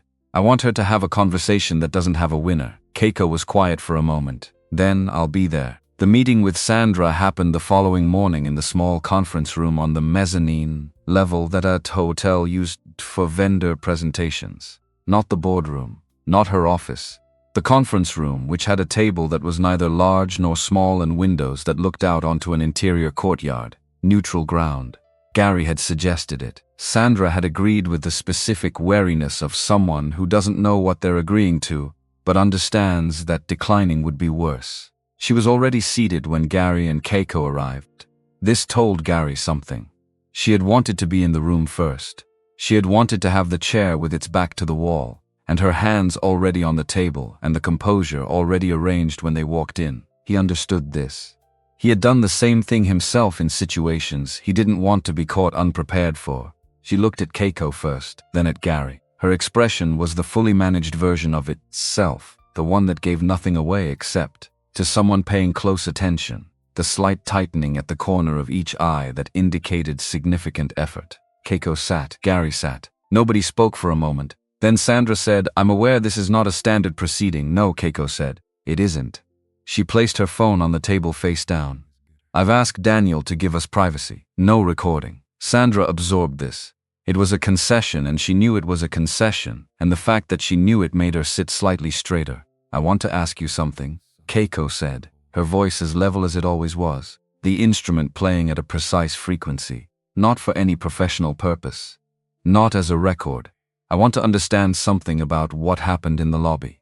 Sandra waited. "You've worked in hospitality for how long?" 23 years. "Then you've seen guests who needed communication accommodation before. It's not unusual, particularly at a property at this level." Sandra's jaw moved. "Correct. So what was it?" Not a question. An opening kept carefully small. What was it about that particular morning that produced what it produced? A long silence. Gary did not fill it. He had spent 3 years learning to leave space. It was one of the things the janitor work had given him back. The patience for what happens when you don't rush to fill. Sandra looked at the table, then out the window, then at something in the middle distance that was not in the room. "I have worked very hard for this position," she said finally. Her voice was precise, controlled, and for the first time in Gary's experience of it, audible underneath the control was something else, something lower and older. "I started as a front desk clerk in Atlanta. I was 23. My manager at the time told me I had potential but that I would need to work on my presentation, because the brand had a certain image and I didn't quite fit it yet." She paused. "I spent 3 years working on my presentation. I wore different clothes and I changed my hair and I lowered my voice and I got very, very good at performing the brand, and it worked. I moved up, and then I moved up again." Another pause. "I became the brand." Neither Gary nor Keiko spoke. "What my manager said to me in Atlanta," Sandra continued, "was not different in structure from what I said in the lobby. I know that. I have known it since about 20 minutes after it came out of my mouth." She looked at Keiko directly. "I had decided you were a complication. I had decided the lobby needed to return to operating correctly. And I used the brand's voice to do what my manager in Atlanta had done to me with a different brand's voice." The courtyard outside was empty at this hour. Gray stone, a single bench, a bird that flew through and left without stopping. Keiko was very still. "I'm not," Sandra said, "going to perform a version of being sorry that is about managing the situation. I am actually sorry. I know the difference between what I did and what it should have looked like. I know it because someone did it to me and I know exactly what it costs." She folded her hands on the table. "I'm also aware that this admission doesn't undo the review or the notice or any of the professional consequences of what happened. I'm not raising it as a negotiation." "Then why are you raising it?" Keiko's voice was quiet, genuinely curious. "Because you gave me the room to." Sandra looked at her. "You could have come in here with the recording and the ownership group and the summit contract as a weapon. You didn't. You asked me a question instead." A pause. "That's a choice." "Yes," Keiko said. "It is." The silence that followed was the kind that earns itself. Gary sat in it and felt, without quite being able to name it, the specific quality of a room where two people have put down the things they came in carrying. Not resolved, not simple, but lighter. He said, "I want to propose something." Both women looked at him. "The conduct review. Whatever happens to it, and I think we all understand it's going to resolve in a particular direction given the current situation with the ownership group." He kept his voice even. "Factual." He was good at factual. "What I want is not to simply continue as before. I want to build something. A training program. Real training, not a half-day slide presentation with a quiz. A curriculum on cross-cultural communication for hospitality staff, built on 15 years of academic research and, at this point, 3 years of working on the other side of the interaction." He looked at Sandra. "I want you to be involved in building it." Sandra blinked. It was the most uncontrolled thing he had seen her face do. "Me. You understand both sides of this from the inside out. You know what it feels like to be managed out of your identity by an institution's image requirements. You know what it looks like from behind the counter, when that instinct kicks in on someone else's behalf. That's not something I can teach from a textbook." He looked at her, steadily. "That's knowledge, and it's worth something if it's used right." The room held this for a moment. Sandra looked at the table. She looked at her hands, which were folded and still. She said, "That's a strange offer to make to someone who just tried to fire you." I didn't say the timing was ideal. Something crossed her face that might, given enough light, have been the ancestor of a smile. "The program," she said. "What would it be attached to, institutionally?" He looked at Keiko. Keiko had been quiet during this exchange in the way of someone watching a proof resolve itself. She had the expression of a person who has seen several possible outcomes and is watching the correct one arrive. "I have been in conversation with the ownership group about attaching it to a foundation. Independent. Not a Tanaka Digital initiative, not a hotel brand initiative. A separate entity with its own board and its own funding." She paused.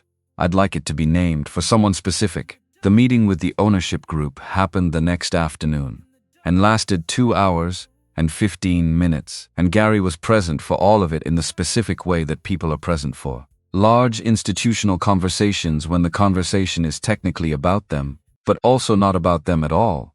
It is about liability and brand positioning and summit contracts worth several $1,000,000. The conduct review was formally closed with a notation of extraordinary circumstances.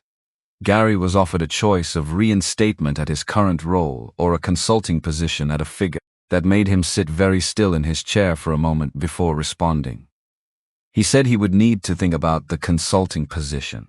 He said he would need to understand what it would actually involve before he committed to a number attached to it. This response appeared to surprise the ownership group's representative, who was accustomed to people accepting offers that contained large numbers. Gary noticed the surprise and found it, privately, useful information. He thought about what Keiko had said. He thought about it on the drive home. He thought about it while making dinner, which was pasta, which he could make without thinking, which meant his hands were doing one thing and his brain was doing another, which was not an unusual condition for him. He thought, the consulting position is real. It is a real thing that would require a real version of him to show up for it. Not the Janitor version, not the Georgetown version, a version he had not yet been. He thought, I don't know if I'm ready, he thought. I also know that ready is not a destination. Ready is a direction. Nicole came home at 7. She dropped her bag in the hall, came to the kitchen, looked at the pasta on the stove, and said, "Did you get the notebook?" He set the spoon down, turned. "The composition notebook," she said, carefully. "From the storage room, I left it on the table with the note." He had not seen the notebook. He had seen the note, which he had carried in his jacket all day. But the notebook had been under it, he realized. He had taken the note and left the notebook.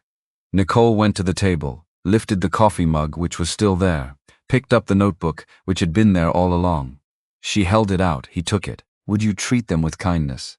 He stood in the kitchen holding his wife's handwriting, and his daughter looked at him with the expression that 19-year-olds occasionally produce when they have accidentally become the wisest person in a room, which is the expression of someone who did not ask for this responsibility, but is rising to it with quiet grace.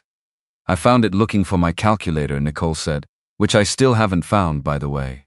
So that's still a problem." But the notebook seemed more important. He looked at the floral cover. He opened it to the November 2003 page. He read it again. The paragraph about YT, the sentence, "Keep going." He thought about Keiko reading Claire's letter in a sitting room while the harbor lights shifted with the tide. He thought about 20 years of planners with the same sentence on the inside cover. He thought about a thread, thin enough to lose, and here it still was, in his hands. "Can I ask you something?" Nicole was at the stove now, tasting the pasta the way she had learned from watching him do it. The specific tilt of the spoon. "Yes. Do you like her?" He looked up. "Keiko? Who else would I mean?" He thought about the honest answer. He was practiced at honest answers. It was one of the things the last several years had given him. "She's someone who understands silence the way your mother understood it, which is not a small thing." A pause. "She's also someone who has been carrying something alone for a very long time, which I also understand." Nicole nodded slowly. She tasted the pasta again. "Needs salt. It always needs salt." "Then put in the salt, Dad." He put in the salt. They ate dinner and talked about her exam, and talked about the ownership group meeting in the broad strokes, and talked about the consulting position, in the way that parents and children talk about large decisions, carefully, with the understanding that the child is not a child anymore, and has opinions that carry weight. but is also not going to make the decision for the parent, which is its own kind of restraint that requires more maturity than many adults manage. Nicole said, "What would the program look like? The training." He had been thinking about this since the meeting. It would start from the premise that most hospitality training is about service delivery, scripts, protocols. It would start from a different premise, that the most important skill in any cross-cultural interaction is the ability to recognize what kind of communication is happening, not just the words, but the structure, the silences, the body language, the specific grammar of what isn't said. He paused. It would require people to look at themselves, not just at the guest. Like Sandra, and like me at various points. He set down his fork.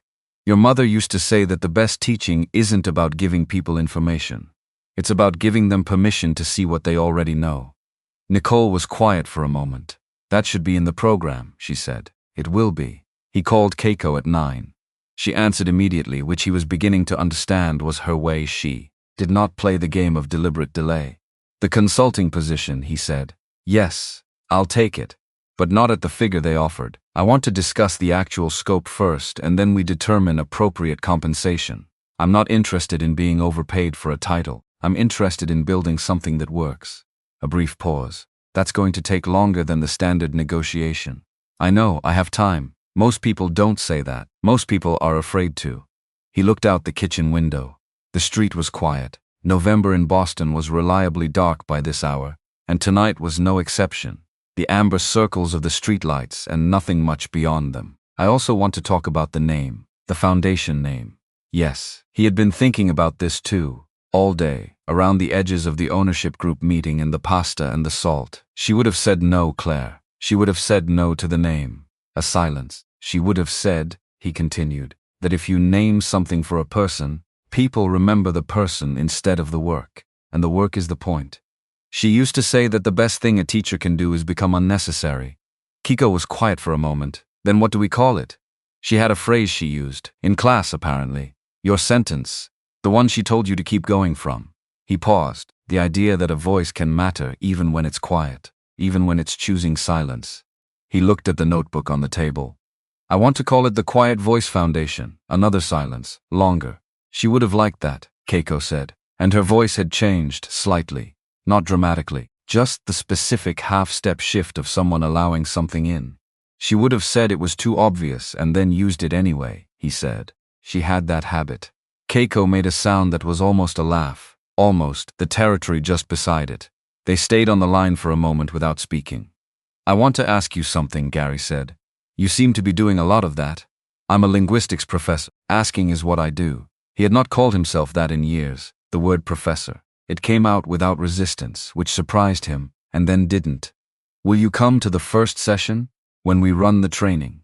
I want you there, not as an executive, not as a sponsor, as a person who has been on both sides of the kind of moment we're trying to address. A pause. I'm not a teacher, I know. You're something more useful. You're a witness. He looked at the notebook. Come, she said yes. The first training session was on a Wednesday in December. 3 weeks later, in a room on the hotel's second floor that had been reconfigured from its standard meeting layout into something less formal. Chairs in a loose circle, no tables between people, a whiteboard at one end that Gary had not written anything on yet. 14 staff members, housekeeping, front desk, concierge, security, bell service. People who were in guest-facing roles every day and had, in aggregate, probably weathered thousands of cross-cultural moments with varying degrees of success and failure and institutional support for neither. Sandra was there, not in the front. She had chosen a chair in the second ring, which Gary thought was the correct choice. It was honest about her position in the room, not leadership, not subordinate, participant. Keiko was there. She had not announced herself. She had simply arrived before anyone else and taken a chair near the window. And when people filtered in and recognized her, some of them were visibly startled, because it is a specific experience to come to a Thursday morning training session and find a person you have seen on your phone's newsfeed sitting in a circle with you. She did not introduce herself, she just sat. Gary stood at the front of the room, with the whiteboard behind him, and looked at the people in the circle and thought about his wife, who had said that the best thing a teacher can do is become unnecessary. He thought about a community center on Mott Street, with a flickering overhead light and mismatched chairs, and a student with careful posture, who had written a sentence that traveled 20 years to find its way home. He said, "Who in this room has ever felt invisible at work?" Nobody moved. Then a woman in a housekeeping uniform, small, hands folded in her lap, raised her hand, slowly, like someone testing whether the air was safe. Then a security guard. Then a front desk agent. Then, with the particular deliberateness of someone who has decided that if she's going to be here, she's going to be here, Sandra Anderson raised her hand. 12 of the 14 people in the room had their hands up. Gary looked at them. He let the silence run for a full 10 seconds, which is a very long time in a room that expects things to be moving. "Good," he said. "Everything I'm going to teach you for the next 3 months starts from that raised hand, because that's the hand of someone who knows what it costs to be unseen. And that knowledge is the most important qualification you have for the work we're going to do." He turned to the whiteboard and wrote one word: presence. Not language, not protocol, not service delivery. Presence. "The guest standing in front of you," he said, turning back, "does not need your script. They need to know that there is an actual person behind your name tag. A person who is capable of being changed by what they encounter. That's all. That's the whole thing." He looked around the room. Everything else is technique. This is the foundation. He did not look at Keiko, but he felt her looking at him, the specific quality of that attention which he had learned to recognize in the past 3 weeks. It was the attention of someone who is watching something and understanding it in 2 registers at once. What it is, and what it cost to get here. He taught for 90 minutes without stopping. He taught about the specific grammar of silence and how different cultures assign different meanings to the same silence. He taught about the 3-second rule and what happens in the human nervous system when a silence runs longer than expected, and how to sit with that discomfort instead of rushing to fill it. He taught about the difference between a guest who is non-communicative and a guest who is communicating in a frequency you haven't tuned to yet. Sandra asked the first question. It was specific and practical, and showed that she had been listening with the part of her mind that was already thinking about application. He answered it directly. She nodded. A front desk agent named Rebecca asked whether any of this applied to situations where the guest was genuinely aggressive. He said yes and spent 15 minutes on it. Another hand. Another question. The room had warmed in the specific way rooms warm, when people start to believe that what is being offered is real. By the end of the session, the whiteboard had 7 words on it. Not a list, a constellation: presence, attention, patience, language, silence, recognition, dignity. He had not planned those 7 words. They had emerged from the conversation, and he had written them as they came, which was, he thought, how Claire had taught. Not from the plan, from the room. He looked at what he'd written. He thought, there it is. He thought, that's what it looks like. After the room cleared, he stood at the whiteboard. The circle of chairs was empty now, the hotel sounds filtering back in through the door that had been left ajar. Somewhere down the hall, a cart was being wheeled, the specific rhythm of hotel work resuming. Keiko came to stand beside him. She looked at the 7 words. Presence first, she said. Always. He had not erased the board yet. He was not ready to. She wrote it in the teaching journal. Not those words, but the same idea, that you have to show up as an actual person before any technique is worth anything. Keiko was quiet for a moment. The woman who raised her hand first. Housekeeping. Her name is Donna. She's been working here for 12 years? 11. She told me before the session started. 11 years, Keiko said, and that was the first time someone asked whether she felt visible. He looked at the 7 words. That's what the program is for. Keiko turned from the whiteboard. She walked to the window, which looked out onto the interior courtyard. Same courtyard as the conference room where they had sat with Sandra. The same stone bench, the same November gray. I've been thinking about something, she said. He waited. The summit, the evaluation I came here to do. She kept her eyes on the courtyard. I'm going to recommend this hotel, not because of what happened in the lobby, not as a reward for the training program, because the hotel's ownership group has demonstrated, in the last 3 weeks, the specific institutional behavior I most want in a venue. They saw something they were doing wrong and they changed what they were doing. She paused. That's rarer than it should be. Sandra had something to do with that. Sandra had everything to do with it. Keiko turned from the window. She went to the ownership group herself, the day after our meeting. I didn't know this until yesterday. She presented a full proposal for the training program and recommended they fund it.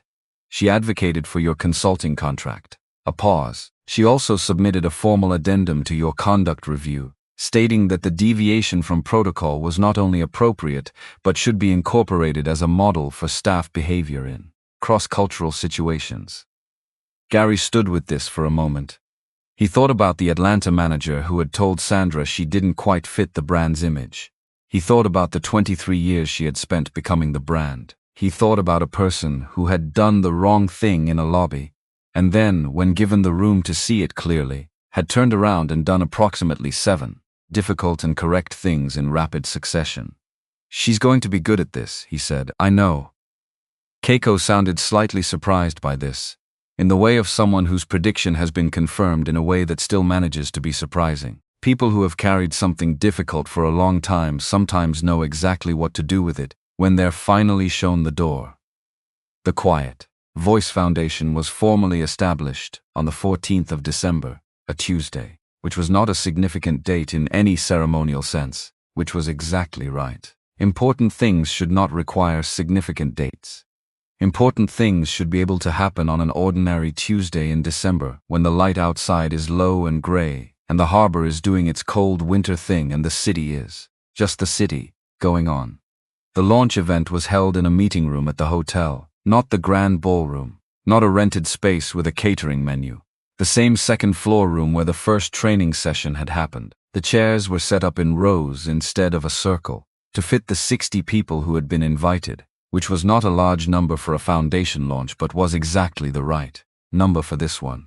Gary stood at the front. He had not worn a suit, he had considered it. He owned one, it fit, it was the Georgetown suit.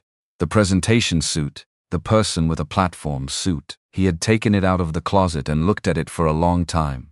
He had put it back. He wore the same dark jeans and the same presentable, without trying too hard collared shirt. He was not trying to be the Georgetown professor.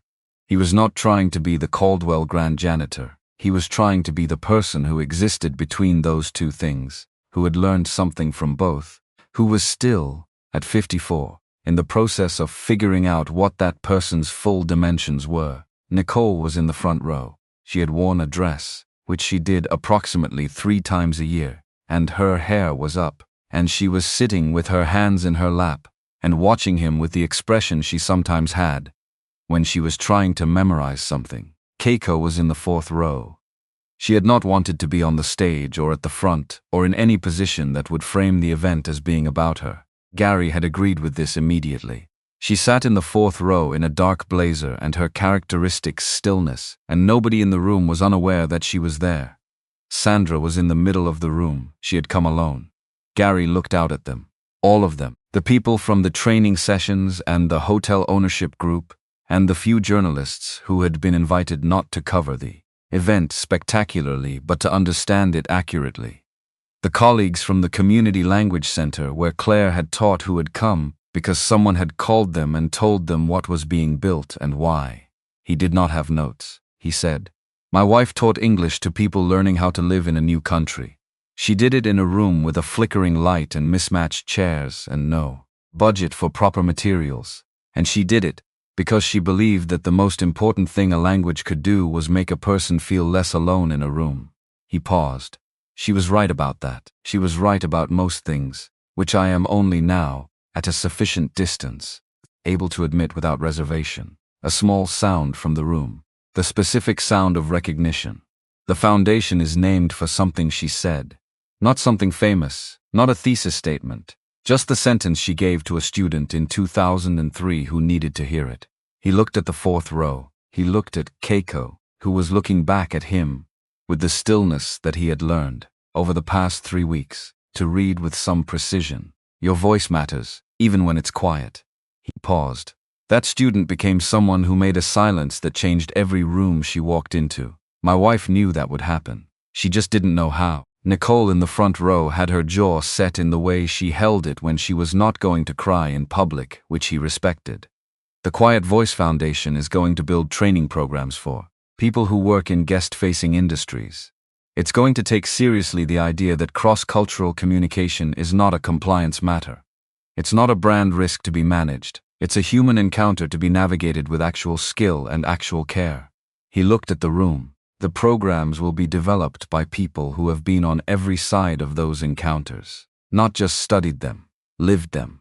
He looked at Sandra, who was looking at the middle distance with the expression of someone integrating something large. We are going to make it possible, he said, for a person to walk into any room and be met, not processed, not accommodated, met. A pause. That's the whole thing. That's what the 7 words on the whiteboard add up to. A room where a person is met. He stopped. The room was quiet for a moment, not awkward quiet. The quiet that follows something that has landed. Then someone started clapping. Nicole, 1 second ahead of everyone else. Because she was 19 and constitutionally incapable of waiting for the room to decide what the right response was. The applause came after her, genuine, not performative. The specific sound of a room that has understood something and wants to say so. He stood in it for a moment. He thought about the squeak-wheeled cart. He thought about the Patterson name tag. He thought about 42 seconds of lobby footage, and the specific quality of Keiko's expression when she had heard Japanese in a place she hadn't expected it.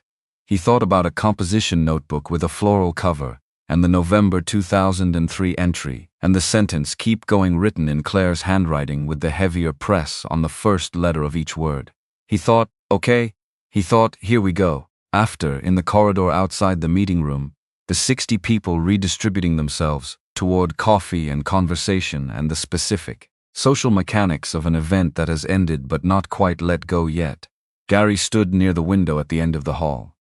The window looked out onto the street. Boston was doing its December thing, cold and specific and entirely indifferent to the interior dramas of the humans navigating it. Nicole appeared beside him with 2 cups of coffee, paper cups from the event's service table. How do you feel, she said. He thought about it. He had a policy inherited from Claire of not answering that question with a reflex. Like something started, he said. Not finished, started. Good start? He looked at the street. A couple was walking a dog. A cab was stopped at the light. An elderly man was crossing slowly with a grocery bag. The city, going on, entirely unconcerned with what had just happened in a second-floor meeting room 100 feet away. Yes, he said. Good start. Keiko materialized on his other side. She was holding nothing. She had declined the coffee, which was consistent with what he had learned about her preferences in the past 3 weeks. She had strong opinions about coffee, and the event's service table had not met them. She stood beside him and looked at the street. My assistant, she said, has scheduled 14 meetings in the next 6 weeks related to the foundation launch. Venue operators, industry associations, a university partnership conversation, a pause. It appears word travels. Claire would have said, of course it does. Truth has a decent pair of legs if you give it somewhere to walk. Nicole looked at him. She actually said that? Several times. Nicole considered. I'm putting that on a tote bag. Gary almost laughed. Almost. The full laugh arrived a second later. Genuine and surprised, the kind that comes from the part of you that has not forgotten how.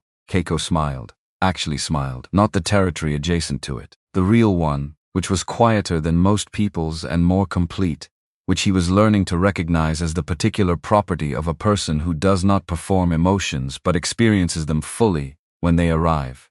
They stood at the window, the 3 of them. The street outside did not care. Boston did not care. November had become December, and the city was going on, the way cities go on, with layers, with weight, with the accumulated everything of every previous thing that had happened in it, all of it still present somewhere in the stone and the water and the particular darkness and light. Inside the corridor, the foundation's first day was finishing itself, the coffee being drunk, the conversations finding their natural ends, the 60 people beginning the process of returning to their ordinary lives, which were not, any of them, exactly the same as they had been before they walked in. Nicole said, I'm hungry. There's a place 2 blocks over that has extremely good soup. Gary looked at Keiko. Keiko looked at him. I don't know Boston's soup landscape, she said, apparently. Then Gary said, we should fix that. They walked out into the December cold, the 3 of them, turning up collars and adjusting scarves, moving through the amber circles of the streetlights and into the ordinary evening, which was cold and specific and not significant in any ceremonial sense. which was, of course, exactly right.